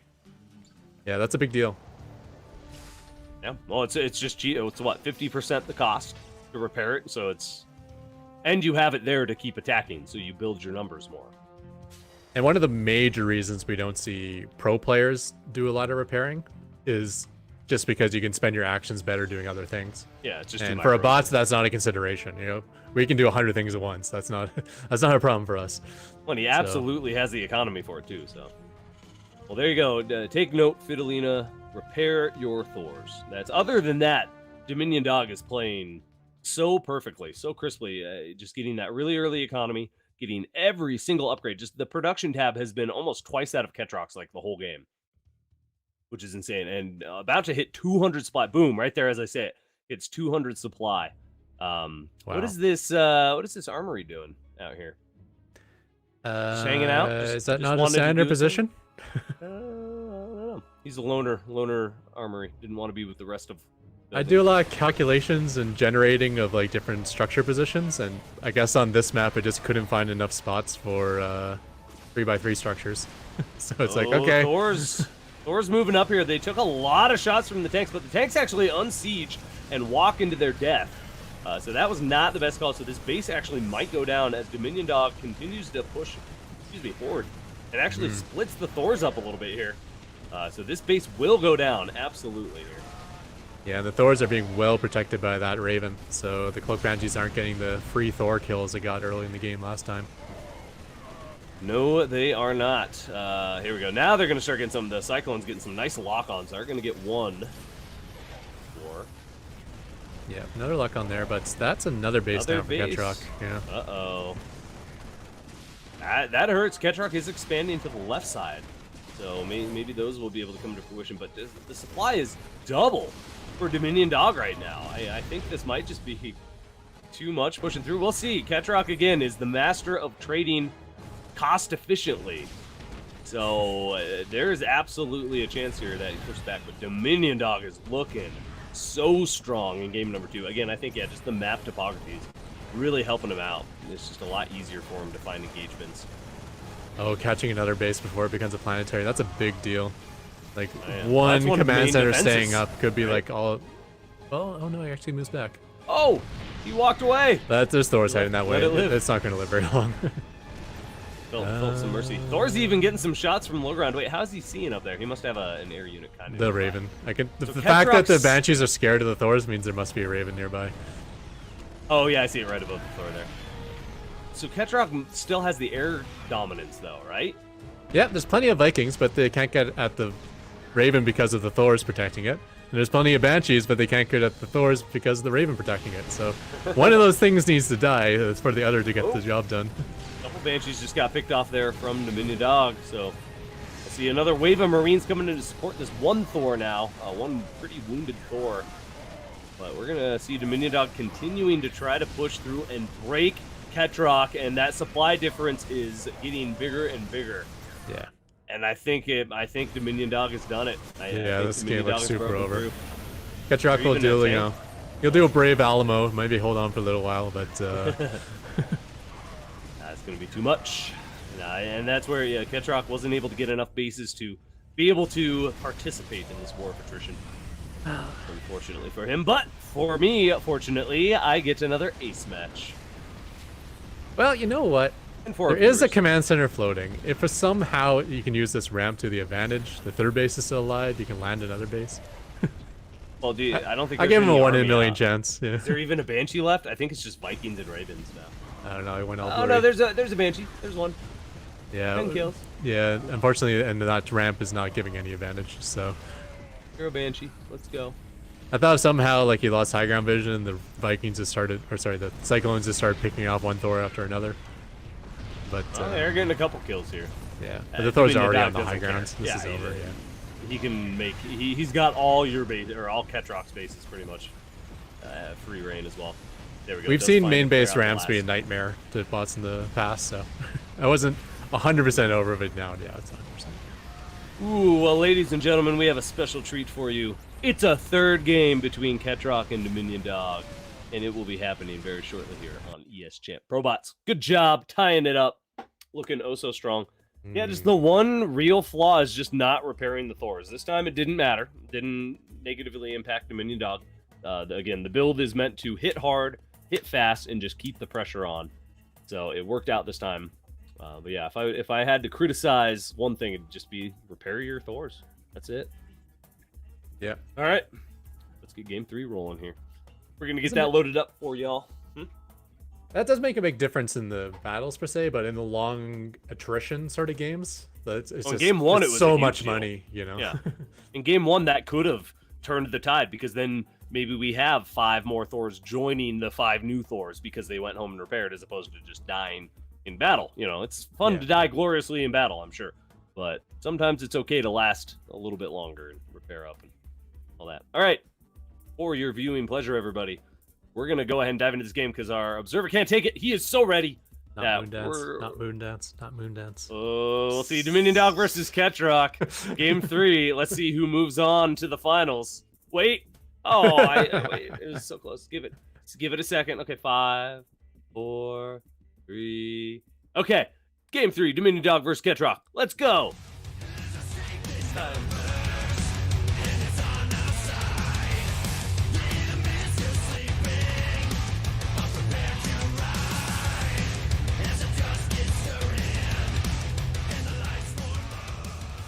Any man's like lost all his patience. I'm just rolling with it. Catrocks.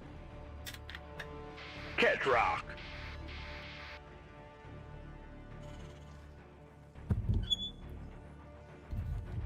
Vidolinas. Dominion Dog. I mean, I am excited to be here on Moondance, Catrock's favorite map.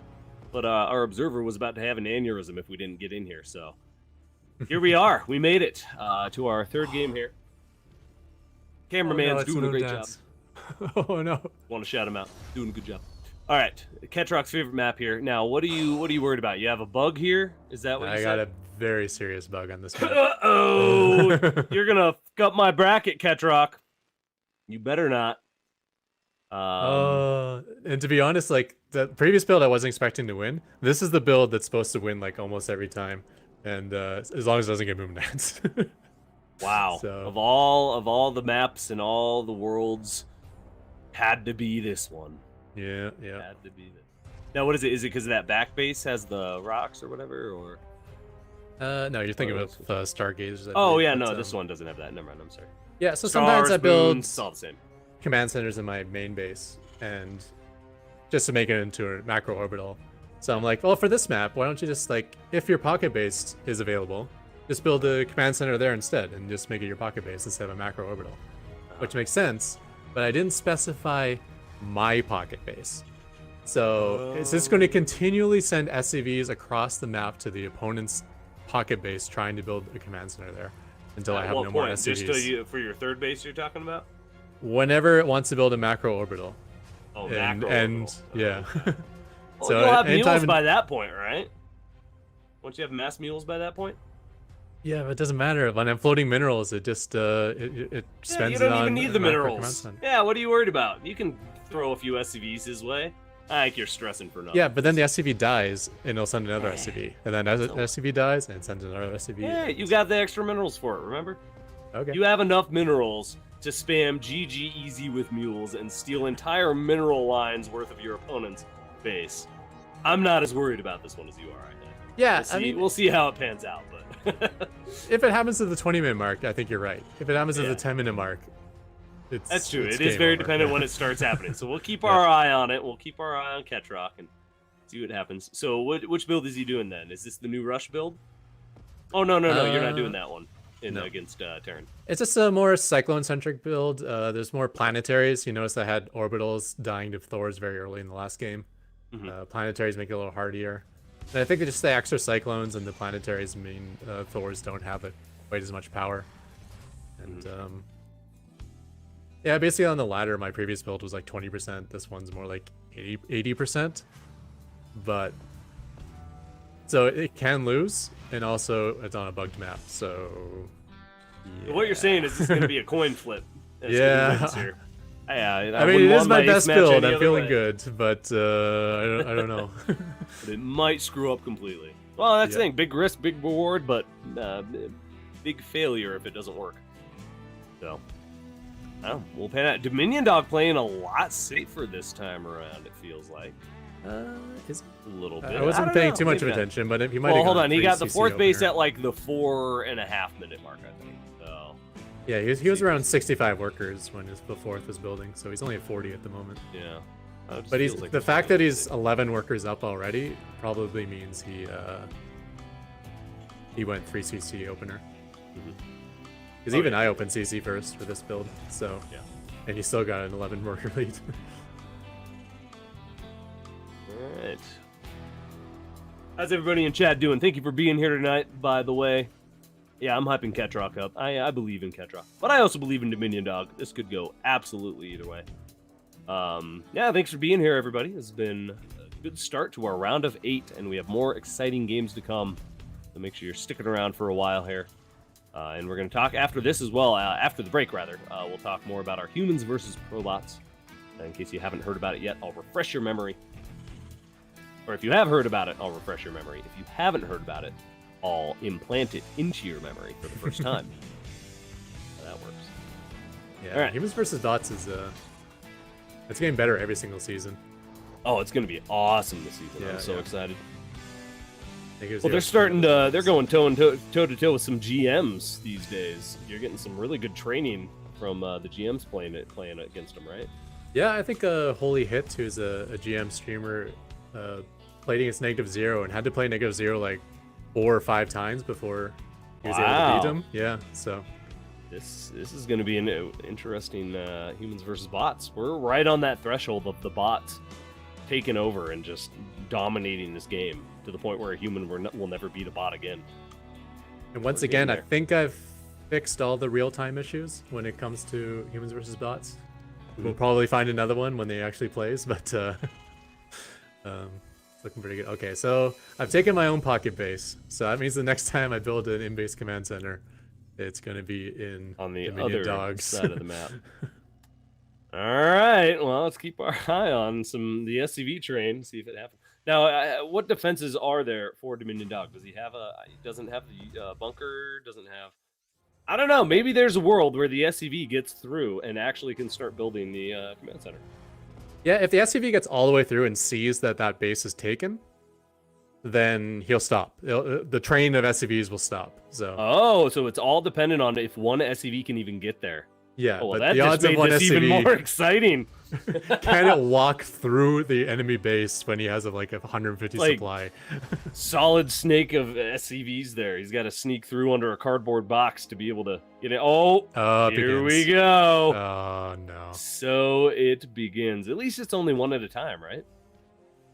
Yeah, that's true. So I'm Okay, here we like go, here we donating go. one SCV. Every All right, 20 seconds. he's gonna make it in first try. He's Oh my he's gosh. already in the natural. There's no Marines here. I've never seen this happen before. Boom, first try. It's like, oh, never mind. And that was that. See, you got so worried over nothing.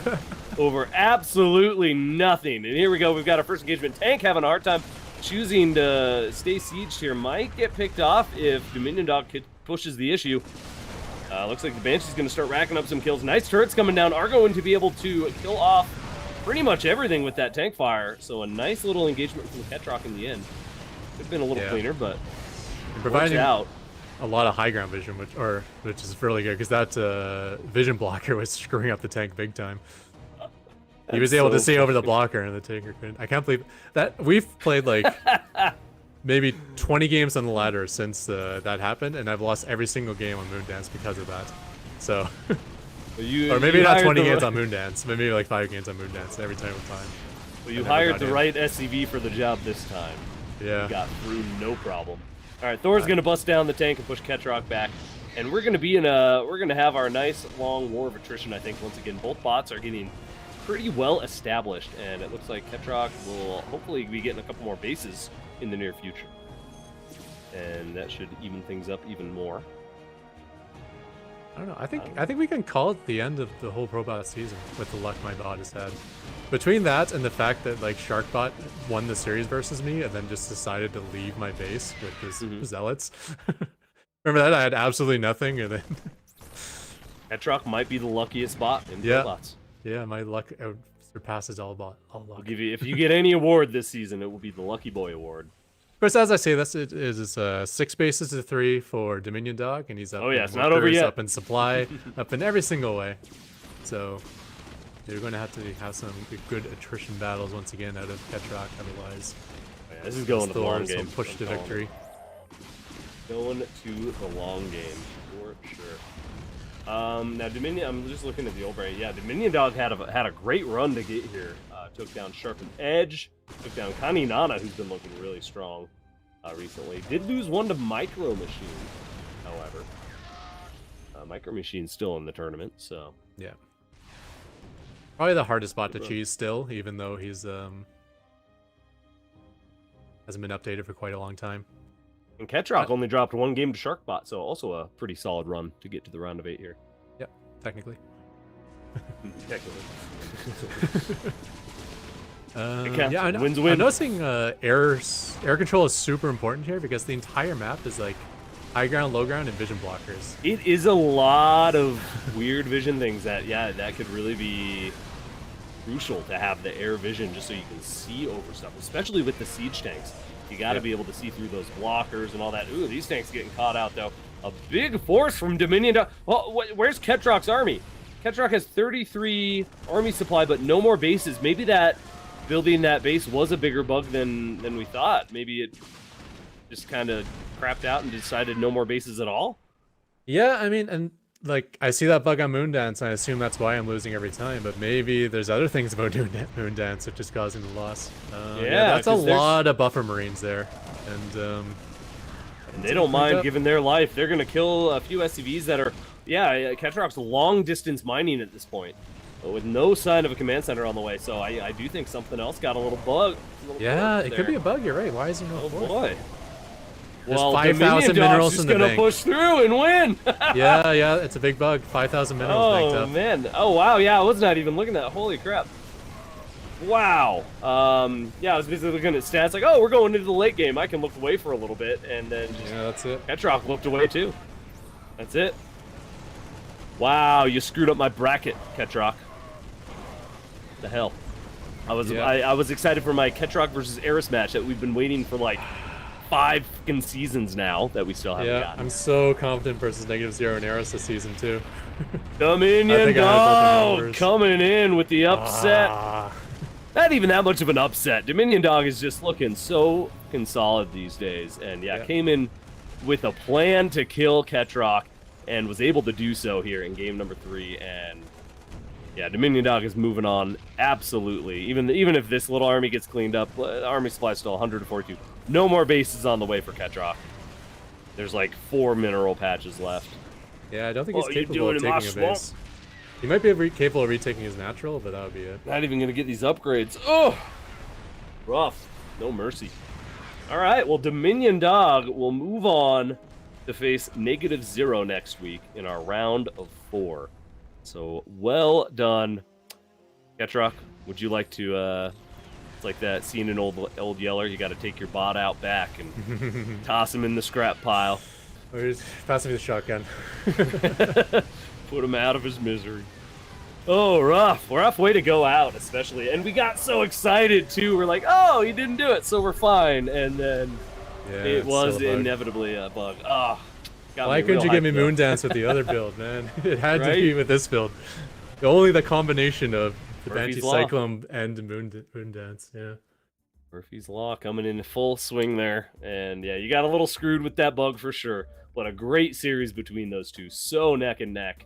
And really went both ways. We saw Catrock hold off the Thors in game 2. So, definitely could have gone either way there had it gone to that late macro game. But Dovakin, Fidelina, and Underdog, good job. You are moving on to the round of 8. And mind me, good job. You're already round of 4. Mind Me's -0 sitting there waiting for him. So good job, and we're going to talk about more games very shortly, but we've got to do a break first. We have had 2 exciting best of 3s, and we need a breather. I need to retap my water here, refill it off. And yeah, we'll talk more about humans versus bots after the break. We'll talk more about our best of 3s coming up. We have 2 more. Again, we've got Micro Machine, Sharkbot, Eris, and Spud for your viewing pleasure just after the break. So stick around. Tell your friends to come watch ProBots on ESChat ProBots. Hit that little thumbs up if you haven't already. Get us some visibility. And check out our Crown Club. As always, tomorrow night will be our final episode of PostBots for the season. So make sure you come swing by, hang out with us, or watch the VOD if you can't come watch live. But it's a lot of fun. And we'll have Crip joining us, the one of the admins over at AIarena.net. And yeah, should be a good time. Who's building a bot, by the way? Oh, yeah, I saw that. He's on a team. Yeah.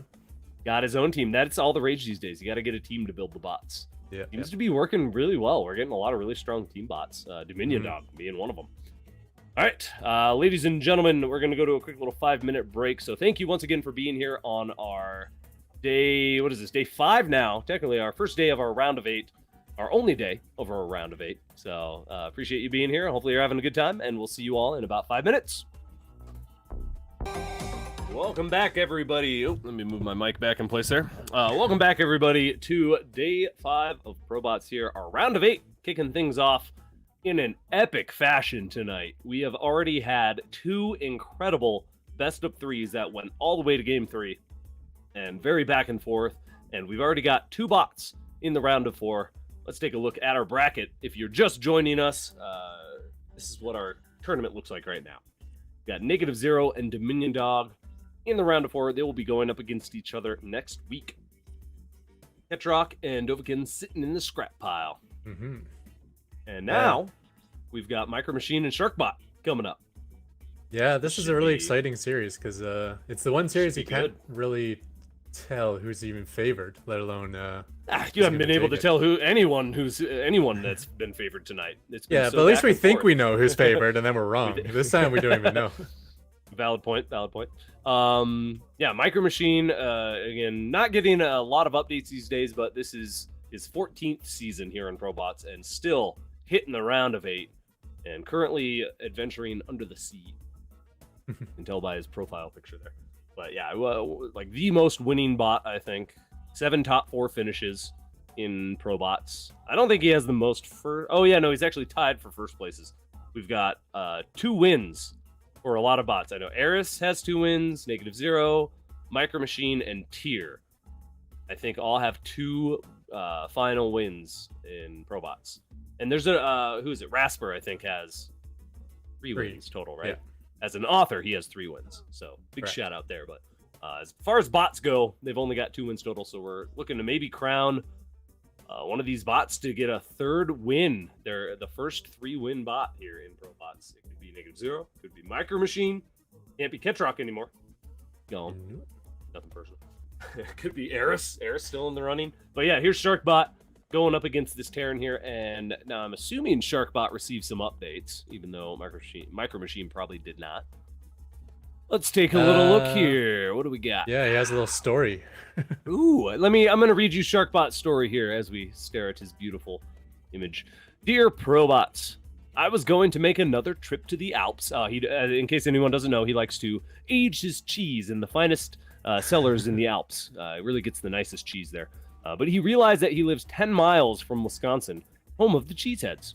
So instead of traveling halfway across the world, I just walked over to Wisconsin and tapped into the 2 billion pounds of cheese they produce each year. So we're going to see some cheese, if this means anything. I also fixed a bunch of bugs. Shouldn't have any more problems finding hidden buildings and finishing games anymore. Or getting stuck at the bottom of walled-off ramps. So I hope you're hungry, Sharkbot. That was a lovely letter, Sharkbot. Thank you. Thank you for that. He did have that issue the one game where he couldn't finish him off the opponent. Yeah, and it got a little dicey there. Yeah, I think he ended up getting the win, awarded the win. But all right, we're gonna get this game loaded up here. Once again, check out our Crown Club if you haven't already. Tomorrow night will be our final episode of PostBots, as we've talked about. So come watch live if you're in the Crown Club, or you can watch the VOD. It is released the next day. But it's going to be a lot of fun. We have Crypt joining us from AIarena.net. I think you're going to be there. Oh, no, wait. You're not there tomorrow, right? I don't think I'm not Catrock's there even tomorrow, there. no. Catrock's not there. So it's going to be me, Crypt. Drek will be showing his face. That's a rare occurrence. So come see Drek's face if you want. And giving away his eyebrows. Yep, one of these days I'm gonna shave his eyebrows. What else was I gonna say? There was one other thing. Oh yeah, humans versus bots. In case you didn't get the memo, I'll say it again. Look under us for the link. If you don't see it, look later. It will be there later towards the end of the week. So in a couple days, I guess, because we're close to the end of the week. So probably around Saturday, you should see that link popping up, and download and play against these bots.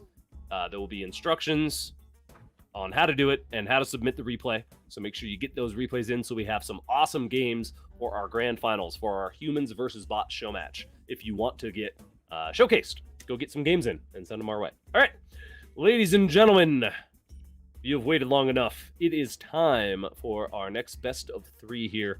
We have got Micro Machine, our resident Terran. He's been around so long, going up against Sharkbot, our cheesy Protoss, by the looks of it. So let's go ahead and see how things pan out here on ES Champ ProBots. Let's go.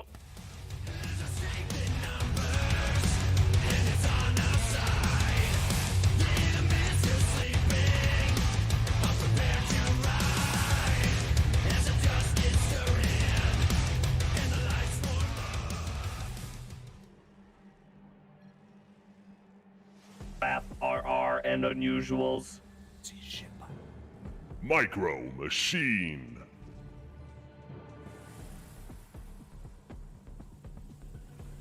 Shark Nices. Sharkbot. And welcome one, welcome all to Stargazers. And things are already shaping up nicely. Yeah, we're going to get a new poll here in the chat. Who you want to win? Kind of an interesting probe rush, but the wall actually gets up before the probes get here. Micro Machine, he doesn't deal with this. He does not give a damn. He does not. No, he just doesn't. Micro Machine has had enough of these worker rushes. And it looks like he... Oh, actually, the SCV got on the wrong side of the depot, so that depot might go down. Another SCV does come really to try low to finish. This. It's going to be really close. The SCV once again getting targeted. Oh, it finishes.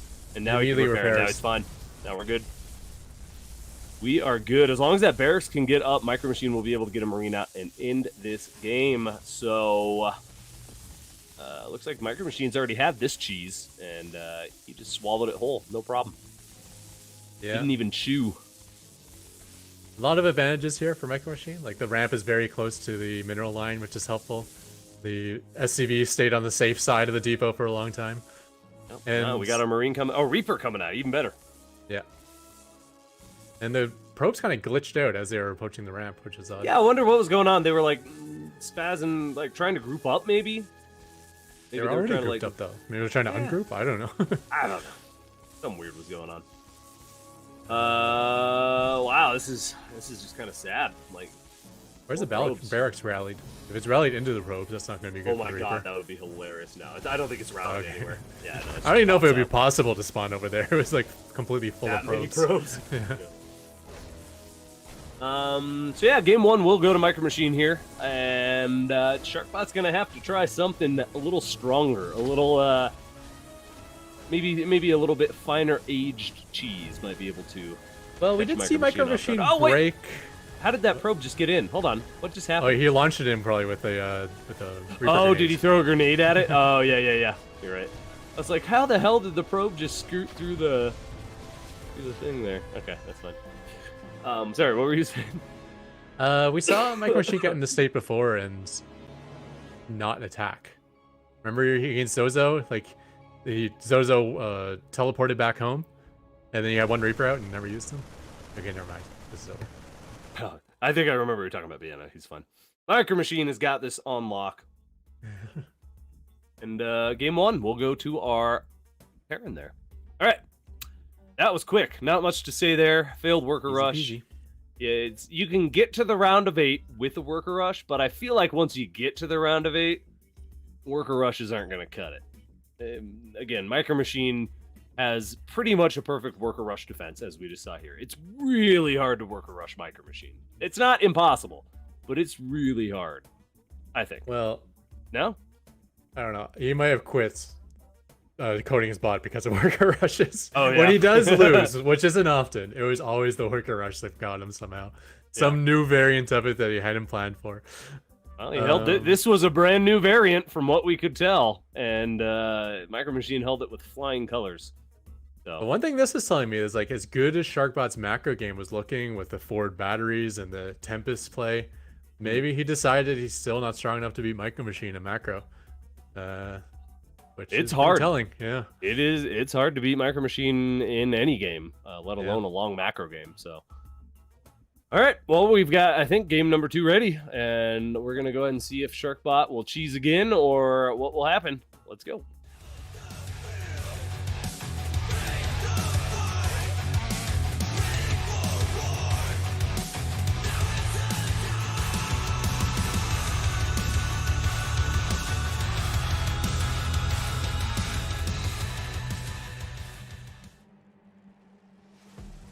Wrath, RR, and Unusuals. Micro Machine.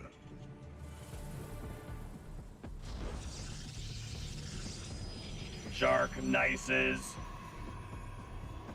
Sharkbot. Okay, we are here on Hard Wire this time, and already switching things up. Sharkbot learned from his mistake, and we do see that out of a decent number of bots. They like to try to get that first quick win with, an unexpected worker rush or something. It just puts you in a really safe spot for a best of 3, if it works out. But if it doesn't work out, you're kind of in a rough spot, because now you've got to win a macro solid, like a normal game, essentially, against Micro Machine, which, it makes sense that panic mode is activated. I would be panicking as well. But Micro Machine, feeling confident, throwing down his "I'm going to crush you" speech, and going to go for that early expand by the looks of it. What do you choose? Yep, early expand out of Micro Machine, but again, that means an expansion anytime between now and like the 5-minute mark. So, oh, there it is. Wow, nice and early. Fine, actually, yeah. Barracks, then command center before it even finishes. Okay, looking good. Yeah, very cool. And with speed mining, you can even do that and still get the orbital right away. Although he decided to build another SCV instead. It's kind of interesting how build orders change just because of the dynamic of early speed mining. Yeah. Oh, yeah, that really did switch a little bit up, didn't it? Because pretty much every bot, I think, speed mines now.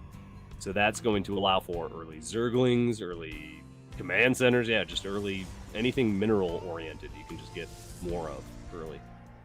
Yeah, it's weird. Like the optimal Zerg opener now involves an extractor trick, which is not something you see. Oh, is in, it finally human play. relevant? Like, I remember it not actually doing anything, but now it actually does something. This probe is not going to scout for very long. Immediately caught. Yeah, Micro Machine's on that. He just is boom. And we've seen this build out of Sharkbot actually. Yeah, he I think it's. Oh no, he's doing Stalkers this time. I was going to say it was going to be Adepts. It was going to be proxied. He was trying to build a pylon up there. Yeah, I think he was. Well, that's just his. I think he does a forward pylon, yeah, with the gateway, and then just kind of rallies there. But already getting screwed up a little bit. Taking a hit. He's going to need to defend against this Reaper now. If you have not seen Micro Machine's Reapers, you're in for a treat. They almost never die, and of course, as I said, this one's probably going to die like immediately. But they are. Oh yeah, he's going to get cornered to die. Of course, yeah, jinxed you. I'm so sorry, Reaper. This is my fault. But usually, they do a great job. Usually. Oof. I'll just quit now. I'll just show myself. Any plans for this weekend? Well, Sharkbot. Probably not much. Sitting around. Might go to the dog park, actually. If you play on ladder, that's the sign that you know you're about to get cheesed. Yeah, Once right. they start getting chatty with you. Getting chatty. Well, Sharkbot is just chatty, though. He's a chat bot turned StarCraft bot, right? I think I've seen this build on a Sharkbot before. I think it's like basically Scarlet's Scarlet all in, Bot's right? 4-gate all in, but he doesn't have the 4th gate because the 4th gate's supposed to be proxied. So, well, he's only got 2 gates. He doesn't even have a 3rd, does he? Oh yeah, he's got a 3rd. Yeah. So now it's like a 3-gate 1 base and loading 500 Oh, minerals. he's got a nice little force here. There's not a lot for Micro Machine to defend. There's one Marauder that just popped out. Nice closure on the wall is going to keep the Stalkers out. But now the SCVs are running for their lives. Actually, stalkers are doing a lot of running too. They're afraid to take a shot from an SCV. Yeah. So they're like, let's keep running. Don't touch me! Yeah, they're afraid just to even get touched by the SCV. But here we go. Sharkbot is starting to rack up some SCV kills. The Marines and Marauder are now trapped on the low ground. I think they're going to get picked off here. Yeah, Marine. I don't even know how that Marine got in between the stalkers there. That is not where he wants to be. Yeah, 2 more Marines are built though. We got a Cyclone on the way, Marauder on the way. This might work though. If he can get up on the high ground. Oh, the Siege Tank's going to shut this down. He can barely reach it with one stalker though. Only one stalker can hit it. He's going to repair it. Yeah, it's not going to be enough.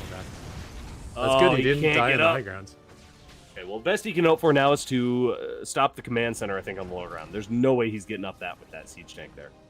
And since there was no fourth gate, so he's floating so many resources that if there is a transition built into this bot, he'll be able to do it quickly. That's a good point, actually. Yeah, if he, I think he might fall back eventually and try to expand. So yeah, that surplus of minerals, you're right, could come in handy. That's too bad for Sharkbot. And actually, he's going to catch a few units. Yeah, he got walled out and then can't even no go proxy up the ramp pylon now. Yeah, no proxy pylon.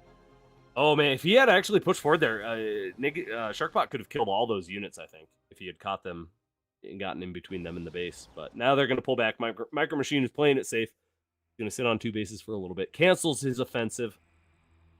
But here comes Sharkbot. Sharkbot's not done just yet. He really feels like this is an all-in, and at this point, I don't think it's going to work. We've got Concussive Shell on the way. Cloak getting really close to finish for the Banshee, and once Cloak is done, the Banshee's just going to sit on top of these dancing stalkers, which... what is going on here? They're not. Oh, no. It's the night of dancing. We saw the dancing roaches in our first series. Now we've got dancing stalkers.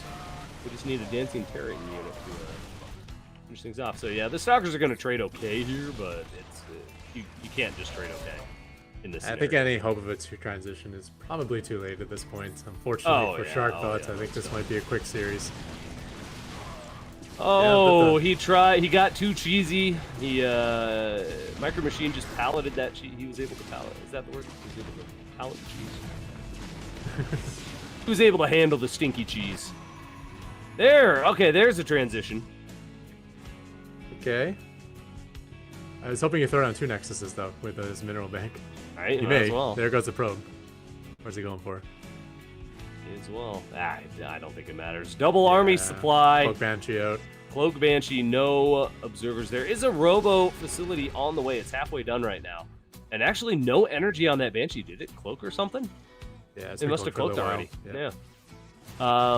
So that's not. He actually might get an observer out here, and more stalkers are being produced. So we're gonna have another decent stalker ball. So as long as they're in position, they can get the Banshee. Go, go, go, go, go. Get him. Get him. Oh, he's gonna get him. Oh, he didn't get him. He could have gotten. He could have gotten that last volley. And well, Micro Machine's now going to be the aggressor. He's relaunching his offensive. And we'll see if Sharkbot can hold it off. There is a decent little supply, but it's only gateway units. We do have the first Immortal about to pop, though. That is going to be huge. If you can use that Immortal to target down a tank or even the Marauders, that's really going to help the Stalkers out.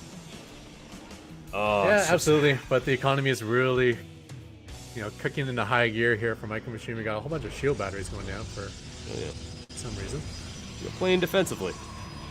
But Micro Machine's getting a third base, and once Micro Machine is ahead, he usually stays ahead. So my Sharkbot's got to pull some magic out of his hat here to pull a win. I do like the Immortals. We've seen in the past tier, just walk right over a Micro Machine with a ton of Immortals. That's true. A big, strong 2-base push. Yeah, that's a possibility. Oh, where's the observer? Yeah, no detection. The shield batteries might keep the Stalkers alive for a really long time, though. Ooh, he's gonna get the sentry. That hurts. Shield battery's buying some time here, but if he makes now he makes an observer.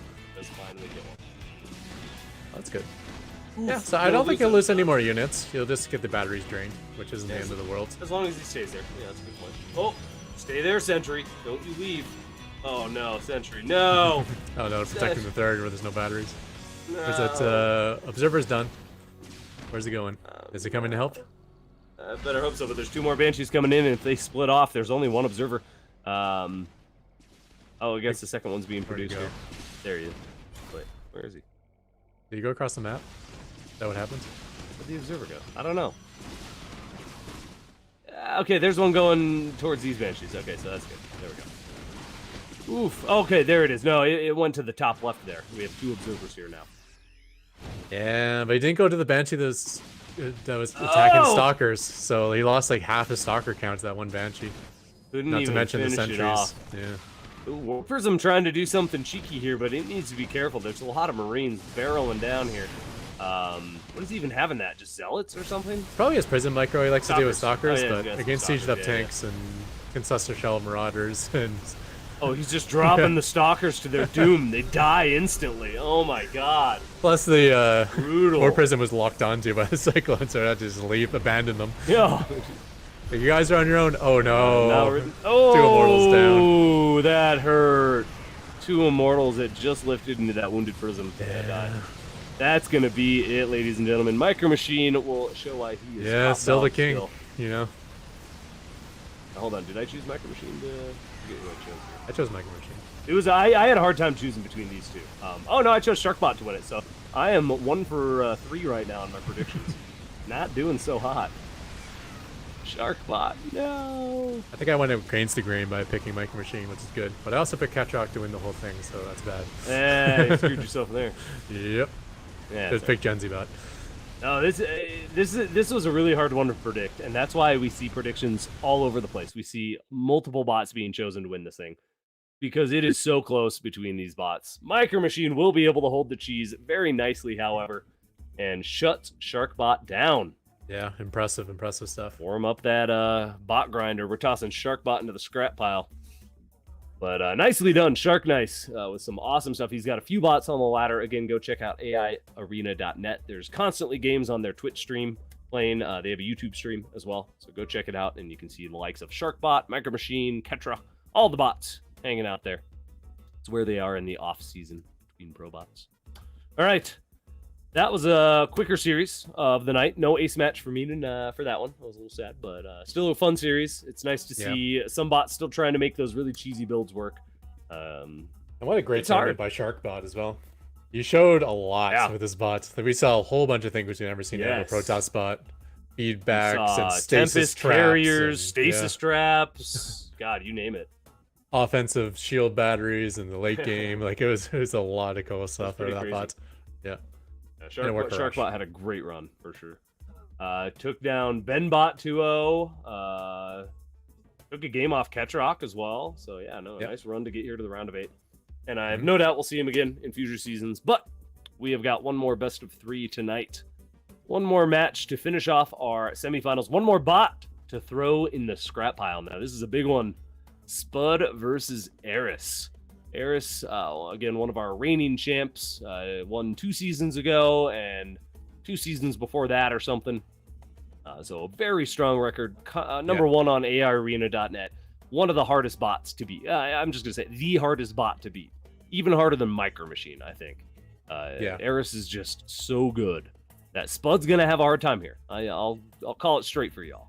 But keep in mind, these bots have been updated. So Spud could be coming in with something special. Let's take a look at do we have some stats for these bots?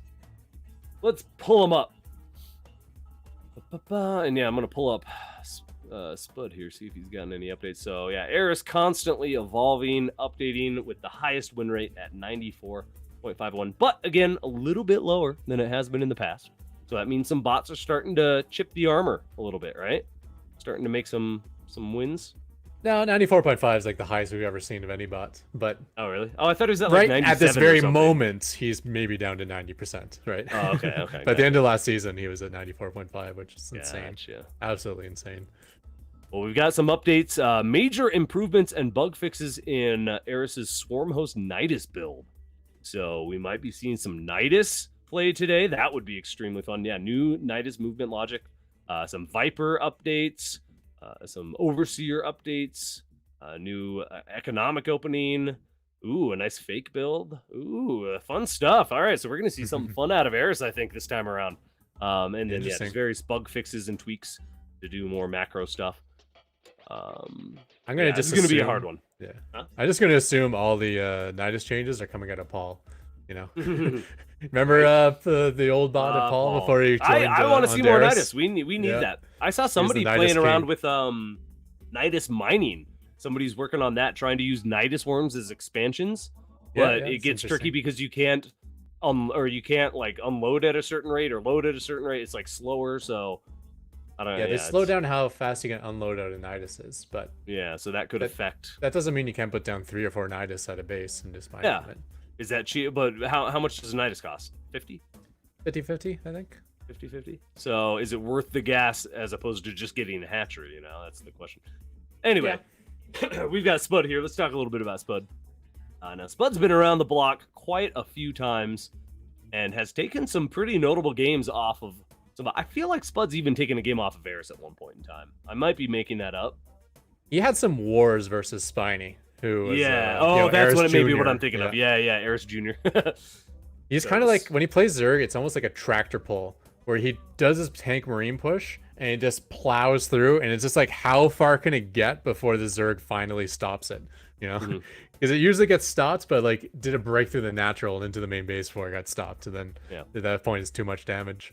So I'm just waiting for that big bio push and see what happens. Yeah, well, he's really good with bio. He does some drops, some really impressive drop play. He's had a great run getting to this point.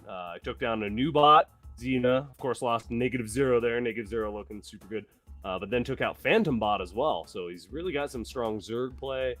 He's got some updates. Yeah. We'll see how he can do against Eris, and he's got some Very updates. Zerg specific. Yes. Improving the medevac so it doesn't fly and do spore crawlers when it Perfect. does his little drop play early on. And yeah, That's and good. Some small Don't wanna adjustments, do quote that. unquote, to the build versus Zerg. All right. So good. He has prepared everybody. Fear not. Spud is going to come in this with his best play possible, and I'm excited. Again, Spud's been playing really strong this season, so I think this is going to be a good match no matter which way it goes. But Eris, of course, definitely a crowd favorite just to win it all because Eris is so freaking strong. But let's go ahead and hop into our last best of 3 of the night. Game 1 here. Thank you all once again for joining us. It's been a lot of fun. But let's see which bot will finish off our round of 4 and who our final bot to go into the scrap pile will be. Will it be Spud or will it be Eris? Let's go.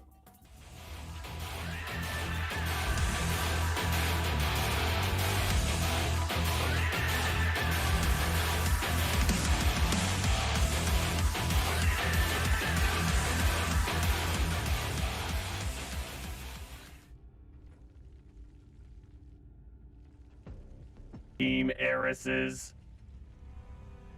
Eris.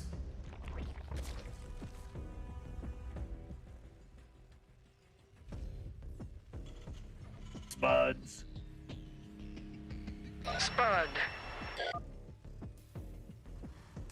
So speaking of a heartbeat, that hatchery pulsates. It must be pumping blood in there, right? There's gotta be a heart. Well, yeah, whatever. Where's their the heart in equivalent the of blood hatchery? is. Probably in the middle. I don't know. The hatchery is the heart. Oh, is it like pumping blood through the ground to all the? That's an interesting thought. Does it keep does the drone heart grow in size to then be the size of a hatchery heart, or does it just stay at a little drone heart? And it yeah, just the works drone really becomes the efficiently? heart of the hatchery, I think. Or is the drone the heart? Yeah, yeah. Because I the think we drone solved it. is like kept alive, but it basically morphs into a different functioning. Interesting. There you go. I can't hear you over Catrock. I'm sorry that I don't acknowledge the person that the people on the stream can't hear either.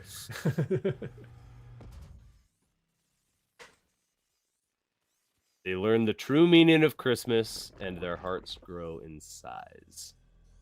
There you go. That's The if you Grinch like does sound Christmas. like a Zerg unit, doesn't it? Oh, he totally would be. Yeah. Oh, totally. I gotta say, I'm a fan of the Grinch. I think he's doing good work and needs to keep those Who's in play. The Who's are happy for no reason. They've got no reason to be so happy. For excluding the Grinch from Christmas, those jerks. How dare they? Another Roach Grinch all in. Goddamn Roach Zergs. Grinch. Yeah, it has a good ring to it, I think. They should make it a new unit.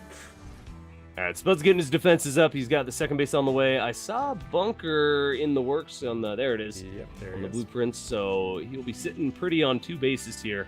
But Eris just sitting back doing Eris things. Eris never really gets very aggressive early game.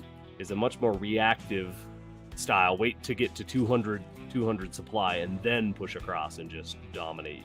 And all the while holding any pressure that you can usually throw at it. So here comes the first Reaper. See what it can get done. Yeah. A little interesting they hasn't taken his third base yet. I know Eris likes to jam that thing Yes. down super early before Interesting gas, but not this time. Maybe he was Playing a little expecting safer. something a little cheesy versus yeah, he might feel like pretty confident against Spud, so why not just play it safe, just to be sure. Well, Spud's gonna get the heck out of there with that Reaper, just doing a little poking, no big commitment. And yeah, we're just gonna see a little bit more of a macro game between these two. Yeah, no cheese. Only one cheesy series this time. This time around, we're getting a lot more into the macro games, and I think you're gonna see that a lot more often as you kind of get further in. It's gonna be what typically wins you more games, right? Is if you can play that longer, solid, safe style, kind of like Catrock does. Just trades efficiently, tries to survive everything, and then go into the late game. I like how the SCB has soaked up the queen damage, allowed the Reaper to get in. Yeah, Normally it wouldn't be did. able to do that, so he's able to see the lair. I'm not sure if there's any code around that, but he knows he has a lair now. Well, it could show him maybe a good spot to drop. Of course, we do see that drop play coming in soon. Starport is halfway done, and the tank actually in production. I'm assuming that's just for defense. Wow, 2 base infester, or maybe not infested. There's an infestation pit on the Swarm way. hosts. Is he? Yeah, no like way. why is he He's still doing in 2 base? No way. 2 base Storm host, yeah, for sure. No. He's got 4 gas. He's fast layer, no third. People use swarm or bots use swarm host. I don't think I've ever seen a bot use swarm host. I Maybe wanted to more. make a Zerg bot just for Swarm host. There's so much potential. I'd say like more than So like micro-intensive. 50% of the time, Swarm hosts are off cooldown and not being used by humans. Mhm. They have the potential to like be attacking so much more frequently than humans do.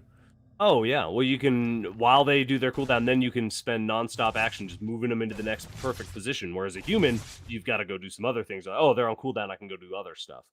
But Yeah. the bot can, just keep moving them around, especially if there's Nidus plate. You're right. Swarm host in the production tab. There's the Nidus worm as well. Spud, thankfully for him, is sitting on 2 bases still. So he's going to have the best chance to defend when he's bunkered up and just kind of holds down the fort and tries to survive here. Right? Marines and tanks is not the best units versus Locusts, though. Yeah, you got you're the right. Locusts will be blowing up your own Marines. You know, Oh, that's you really true. The want worm a won't lot of be- Hellbats or Voto The worm won't be Mines. in the main, so no, you're right. I think you're right. Uh-oh. Yeah, this could all be right. trouble for Spud.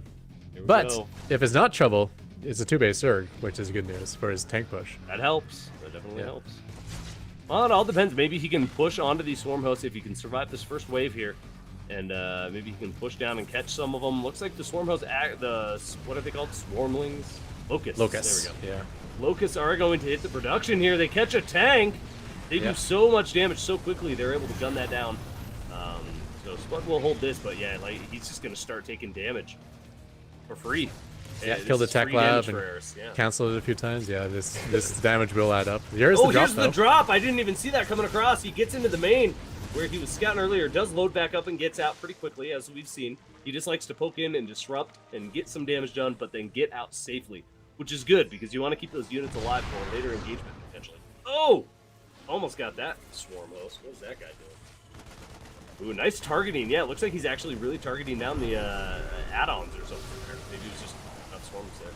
Yeah, that's another big deal that we don't see out of humans is that Locusts have such crazy high DPS, and so many human players will just fire them and then forget. You know? And target down structure. Yeah, like a they're command so center in important to one focus ball. fire with. Yeah, Oh, yeah. because it's so much damage output. You really want to make sure you're shooting the most ideal things. Yeah, and just that short lifespan, you want to pow, pow, pow. All right, well, there's medevacs out, so the Marines are going to be able to trade against small numbers of swarm hosts really effectively. Yeah. We shouldn't see too many Marine losses. And the tanks are on But- siege, which is good, so he didn't blow up his own Marines. This is great harass, though. It just keeps Spud at home, keeps Spud defending his main. He keeps having to pull back. Actually, as I It say doesn't that, he keep him at swings home, down. yeah. It doesn't. He swings Oh, down no. to take the third. He kills the Nidus. These swarm hosts are all going to die. Rip. Scan. No, he doesn't have Where's the the code. Oh no! That's okay. Pushing across the map isn't bad either. I like the fact that he's not defending. It's like he's got to push through the field of swarm hosts that could just pop up randomly. Thankfully for him, they're popping up at random intervals though, so he's able to gun them down before they can even land. Look at this. Spud is holding strong right now. He does scan them, but he doesn't have the units to attack. Oh, get in there! Go, go, go! Oh, no, he's not gonna get it. The scan runs out. They do on burrow. He gets one before it can re-burrow, so that kind of helps. Oh, but he needs to start pushing across. Eris is getting fourth base up right now.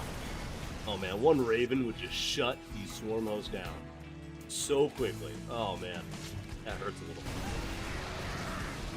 Oh, he catches them. They unburrow for some reason. What are they doing? Yeah. Oh no. With some new swarm host play not working out as well as it maybe could for Eris. Spud's doing a great job at holding this back though, I gotta say. And Spud may not even know that the storm hosts are there. You know, there's no visual indicator for burrowed Zerg. Now he knows. Oh yeah. Oh, and then they burrow again. Yeah, It's one. Oh wait, he had a scan out, right? Oh no, he has a Raven! He got the Raven out finally. There we go. And now he is going to start clearing these swarm hosts out. That's going to allow him to get this third base. And now he can start clearing some creep. That's going to be instrumental because this creep is about to start taking over the entire map. Bud's going to have a chance. He's got to stop that. He's got to be able to take his bases. Yeah, well, actually, I'm worried for Eris. Like, what happens when Spud attacks? This is kind of the timing when Spud likes to go. Those are going. Oh my! What? That is the luckiest Marine I think I've ever seen. He just cheated death 18 times over there. That just broke my brain. What were we just saying? Oh yeah. Spud, if Spud pushes, the army supply is kind of even though, so I think Eris is going to have plenty of time to be able to do something about this. Spud's pushing very slowly to clear out creep, which I think is the good call. You want to be a little methodical about this because if Eris collapses on you and kills this army once, Spud's dead. Spud has 2 bases right now. I mean, it's not a good composition for Eris, and he's up against Stim and tanks. And the Lings are having trouble. The Lings struggling once again. Yeah, and a third medevac now, so those Marines are finally getting some hit points back. Okay.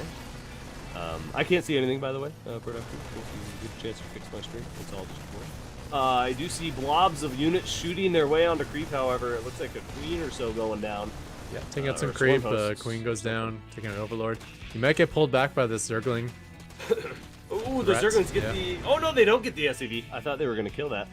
But they pull the army back, and now I'm starting to worry for Spud. Like, if he pushed a minute ago, I think he had the game completely wrapped up, but he's still stuck on this third base.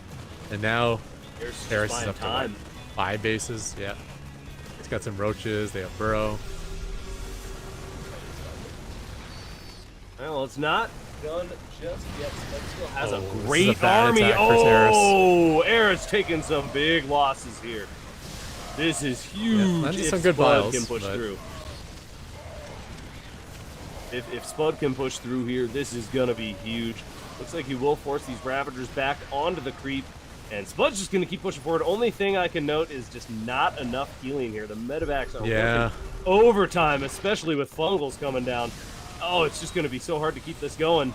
Plus he's eating biles. Like, there's so many reasons you want to be able to heal, and those bio units never healed up from all the previous stims, so yeah, we need like a 5th and 6th medevac, and then maybe this will be the killing blow.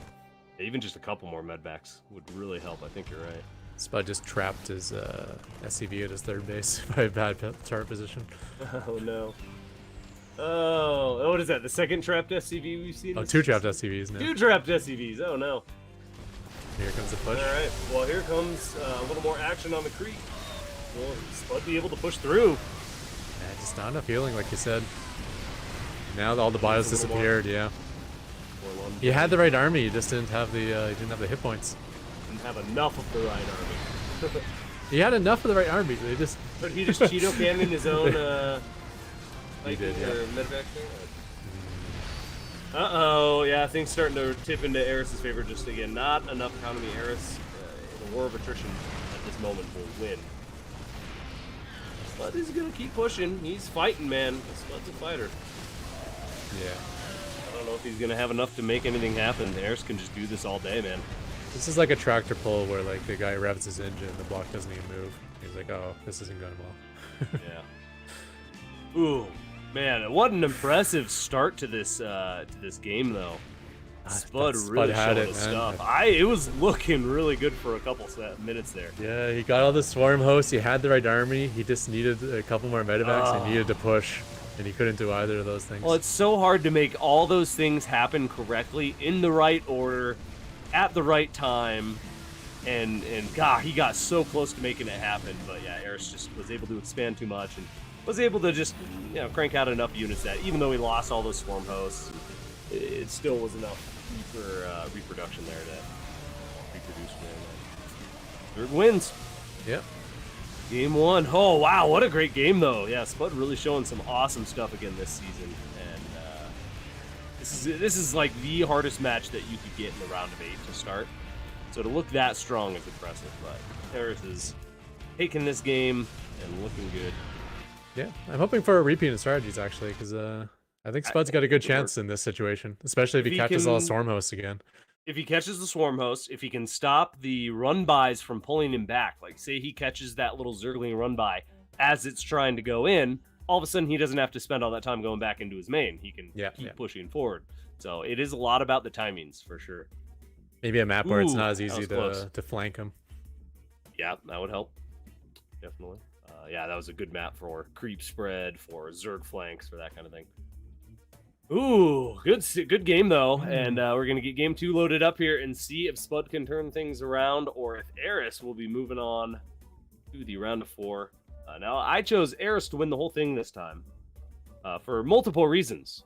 One, because Eris is a very good contender to win, so if I get it right, it's like great, I'm a good chooser. But I also happen to choose whoever loses. So don't count Spud out just yet. I think in the last 3 seasons, whoever I chose to win got knocked out in like the round of 8 or 16 or something, like immediately. So we'll see. Nothing personal, Eris. I'm not trying to jinx you. I'm just trying to either prove that, hey, I can choose a winning bot, or I control space-time and you're screwed. All right, game number 2, Spud versus Eris. Let's go.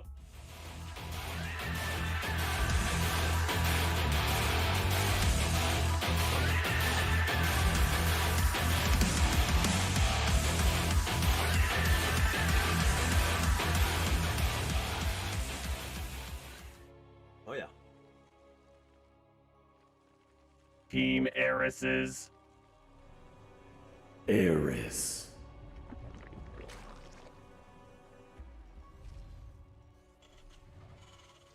Spuds. Spud.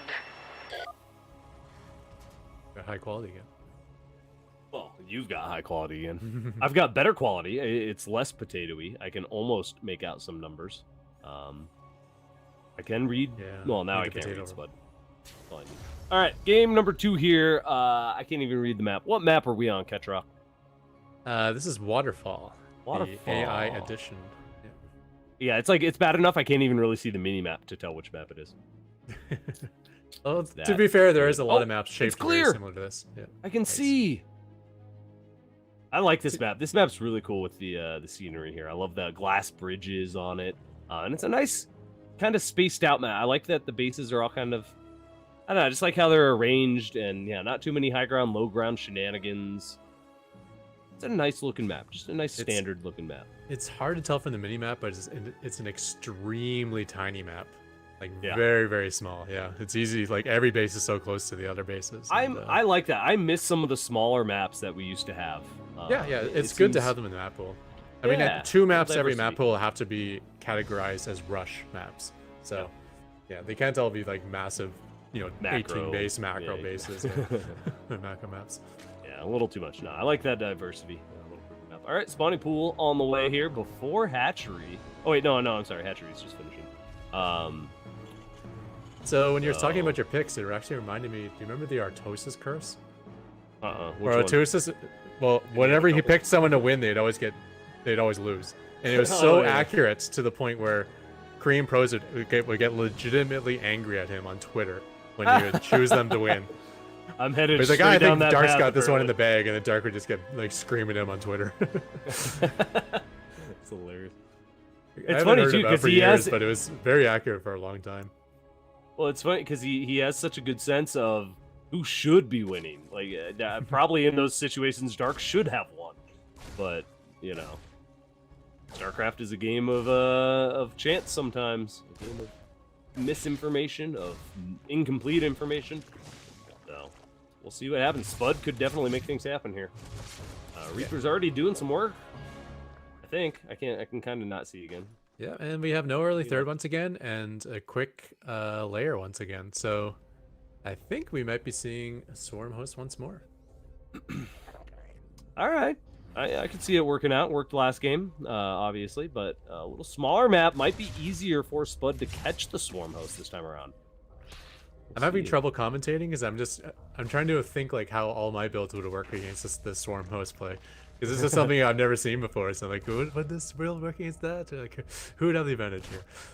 Well, you're gonna have to, yeah. Now at least you have that. You don't have to worry about it in the finals. You can go do some updates and get ready for Swarm host for next season. There you go. One stressor off your plate there. For all I know, Eris has had a secret build versus me for like 2 years, and since I never get to face him, he's never had. Although to show you it. have one for her, it makes sense. Yeah. Well, I put mine on the ladder though, so. Oh, did you? I mean, I kept them a secret up until this point, but now they're on the ladder. Now the last submissions happened. Oh yeah, Zelnaga Cavern. That was my favorite map. That's the exact one I was referencing when I said I miss small maps. By the way, not even kidding. Yeah. Best small map out there, Zelnaga Caverns. Yeah, Protoss could wall off with a mere 15 structures. It was really good for them. Beautiful, beautiful times. The old 15 structure wall off. I just remember some epic games there. That was where MC figured out how to hold the 1-1-1. It was an epic map. There was some cool shit happened on that map. All right, I can see. Oh, as I said, I can't see anymore. It's all blurry. I was like, I can see again. For a moment though, I saw Spud has 2 bases. He's got the Reaper still bouncing around, doing a little bit of pokey here. Oh, just remember last game, and that is what's happening. We have a Nidus at about a quarter of the way done, and spawn hosts are spawning about 5 at a time. All right, well, let's see if Spud can catch these. I imagine we're going to see that Nidus Worm outside the third again. You want me to open the link? All right, I'll try to open. So interesting that Burrow is in play. I feel like it's not a necessity with this build.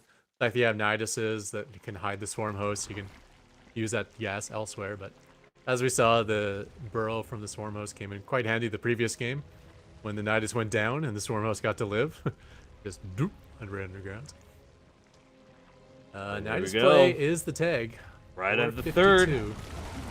I thought, and this is a really good map for this, kind of like the last one. The third is situated just outside the main, so now the Locust can hop right up into that main base and start hitting the production. Starport already under heavy fire. Is he going to target that down? Ooh, it's getting low. I think he should have some repairs. Oh, actually, some more Swarm hosts coming in. Oh, Looks like he gets the Starport. Nice. That hurts Spud a lot. Because we saw last game, he was lacking in healing. He's going to be even more lacking in healing this time around. Those medvacs are going to be even slower to come out. Oh, that hurt. That actually really hurts. They may never come out, too, with where he's rebuilding the Starport. Oh, yeah, if that keeps getting picked off, that is a huge problem. Oh. I did notice that Spud is able to lift off structures when they're getting low, but he doesn't cancel what they're building. So if it's busy building a Raven or a Medevac, then he's not going to... Then the structure's just going to die. I like that siege tank position. I hope it stays there. That'll be a good place to deal with the Locust in the future. Oh, yeah, he's got a couple of them lined up there. All right, so he keeps this wave at bay and should be able to get that Starport finished up again shortly. But here comes more Locusts. We're going to see nonstop Locusts coming down as Eris just expands and does whatever she wants behind all this. Eris is looking so strong. Here come the Marines, though. It's that push out. No detection just yet. We will maybe... Oh, yeah, I guess that's another important thing to know. The Raven is going to be super delayed now. Last time he got that Raven out to be able to clean up the Swarm hosts. Might not be in time now. Yep. And he's scanning to get rid of the creep, but I don't even think he knows that the Swarm hosts are there. Like, for a human, it's very easy to say, oh, there's Locust spawning, so obviously there's a Swarm host there, but if you don't code that specifically into your bot, there's no visual indicator of these Swarm hosts. Well, he gets the Nidus. That's helpful. And if he keeps some units there, he might be able to catch some of the Swarm hosts as they unburrow, like we saw last time. If he doesn't know the Swarm hosts are there, he might attack, which is also maybe another way to get back in this game, too. That's a good point. He actually could just go and start getting some damage because Eris has put a lot into these swarm hosts. That's pretty much Eris's bulk of the army is in these swarm hosts right now. And if they're across the map, Spud could get some damage done. And here we go, Spud's pushing on a creep.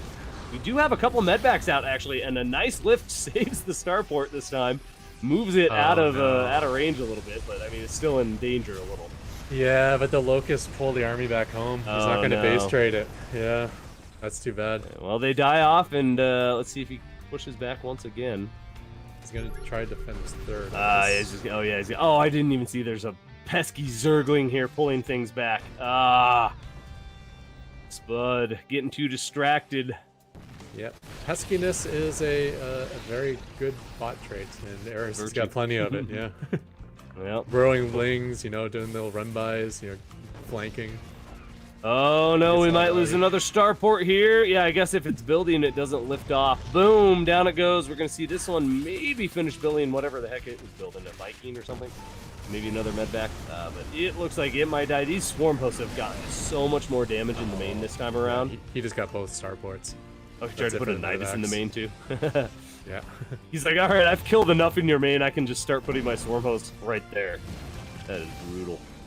Oh, Spud not looking so hot in game 2 here. Looks like he might fall to this swarm host play. He's not been able to do anything to stop this creep from spreading. Looks like he finally's got that Raven out. So now he's gonna catch all these swarm hosts. One actually gets away on the creep there. Very nice. He's got the Raven. But he does get the swarm hosts, so that helps a lot. If he can get this third base up, maybe something can happen. It's just gonna be the overwhelming amount of Zerg units that'll be coming across soon that I don't know if Spud can hold. We do have 2 starports building too. Oh, he's gonna get some more swarm hosts. Every bit helps. Oh, Roach is in the mineral line once again though, causing havoc. Just not enough defense, not enough something to keep his mineral line safe. Wow, Zergling's not doing anything. So if Eris builds too many Zerglings, then I can see Spud winning, but that's kind of the only way I think at this point. I think the window is very close to close at this point for Spud's push. He really It's needs like to there's go. like a teeny gap that you can feel a teeny little breeze coming through. It's about to get slammed shut. I mean, even when he loses to Eris, his tank pushes always does a ton of damage. So the fact that he's not even able to do it against this Locust play is a big problem.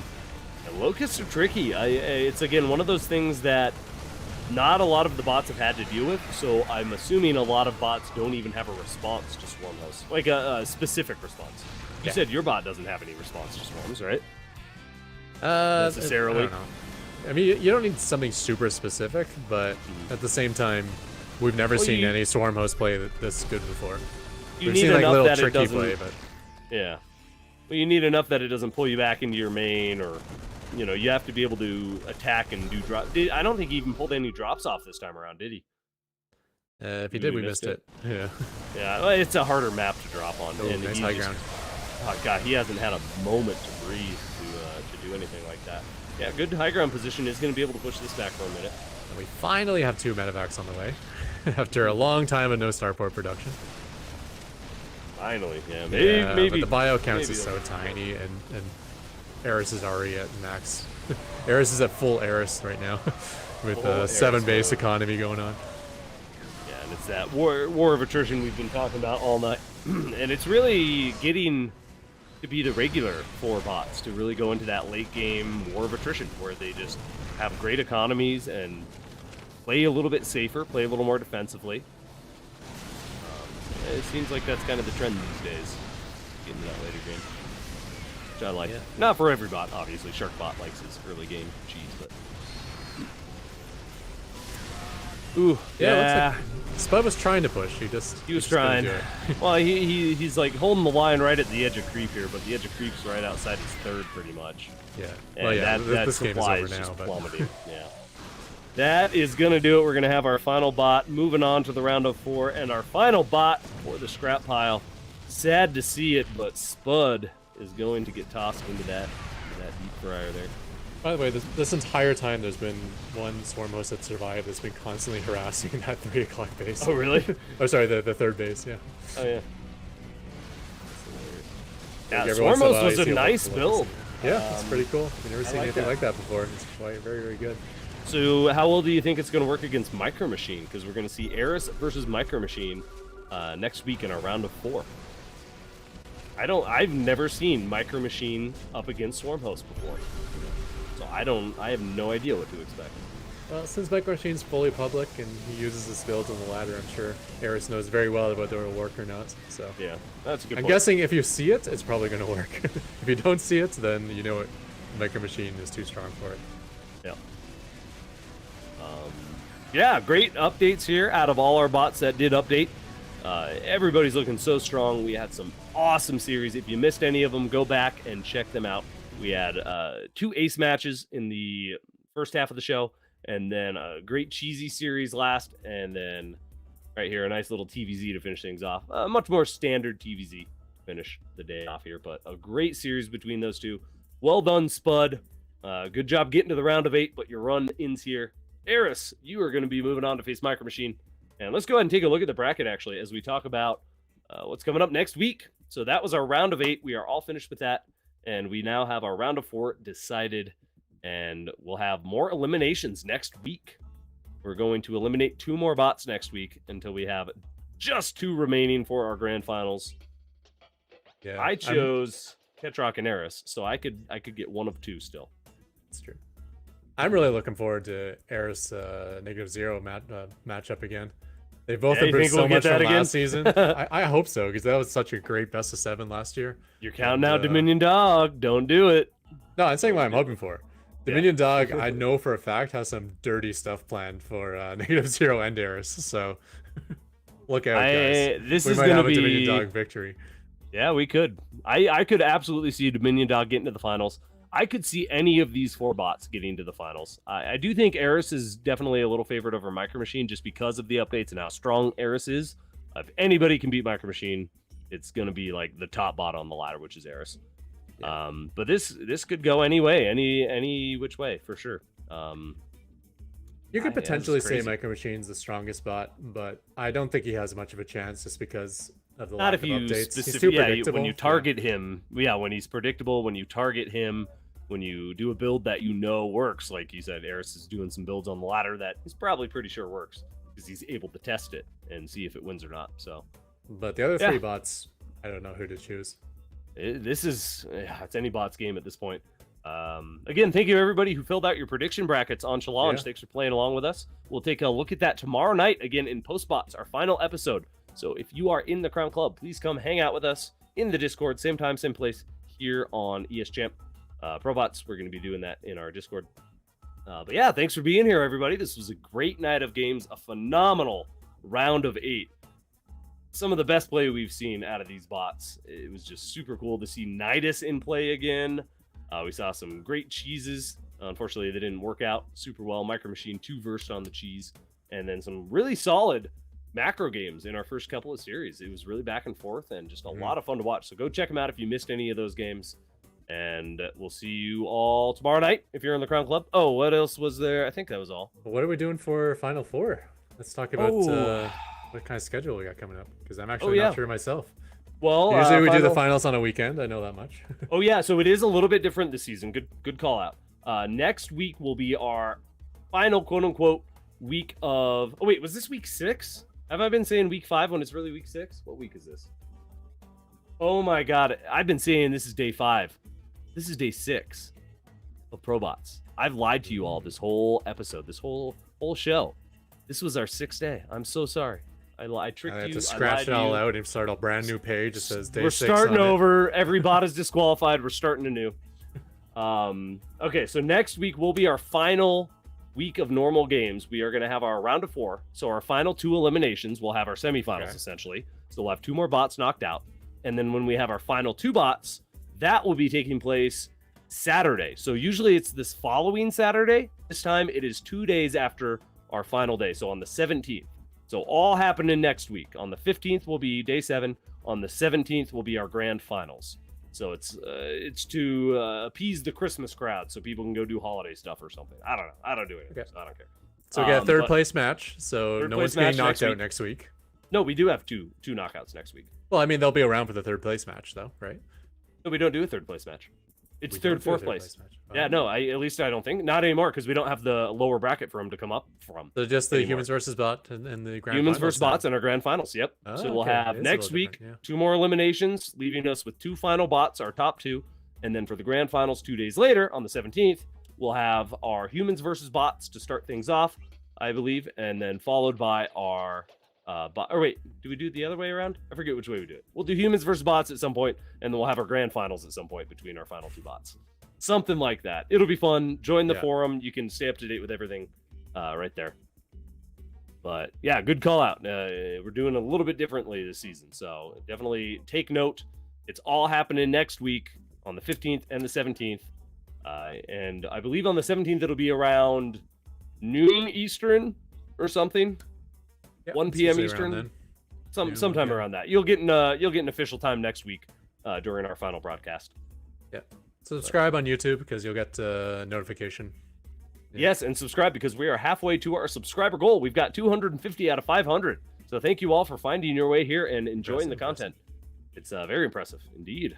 It's been awesome. We've only had this channel up for this season. This is the first season that we've had the ES Champ ProBots YouTube channel running. So thank you everybody for coming, hanging out with us, and enjoying these best of 3s. Thank you, Catrock, for coming and casting these games with us. Yeah, no It was problem. a lot of fun. Good Good games. stuff. Sad that your bot got eliminated. Yeah. But it happens. I feel a little better now that I've seen the Stormos thing. So I'm like, oh yeah, okay, maybe Eris had me. I don't know.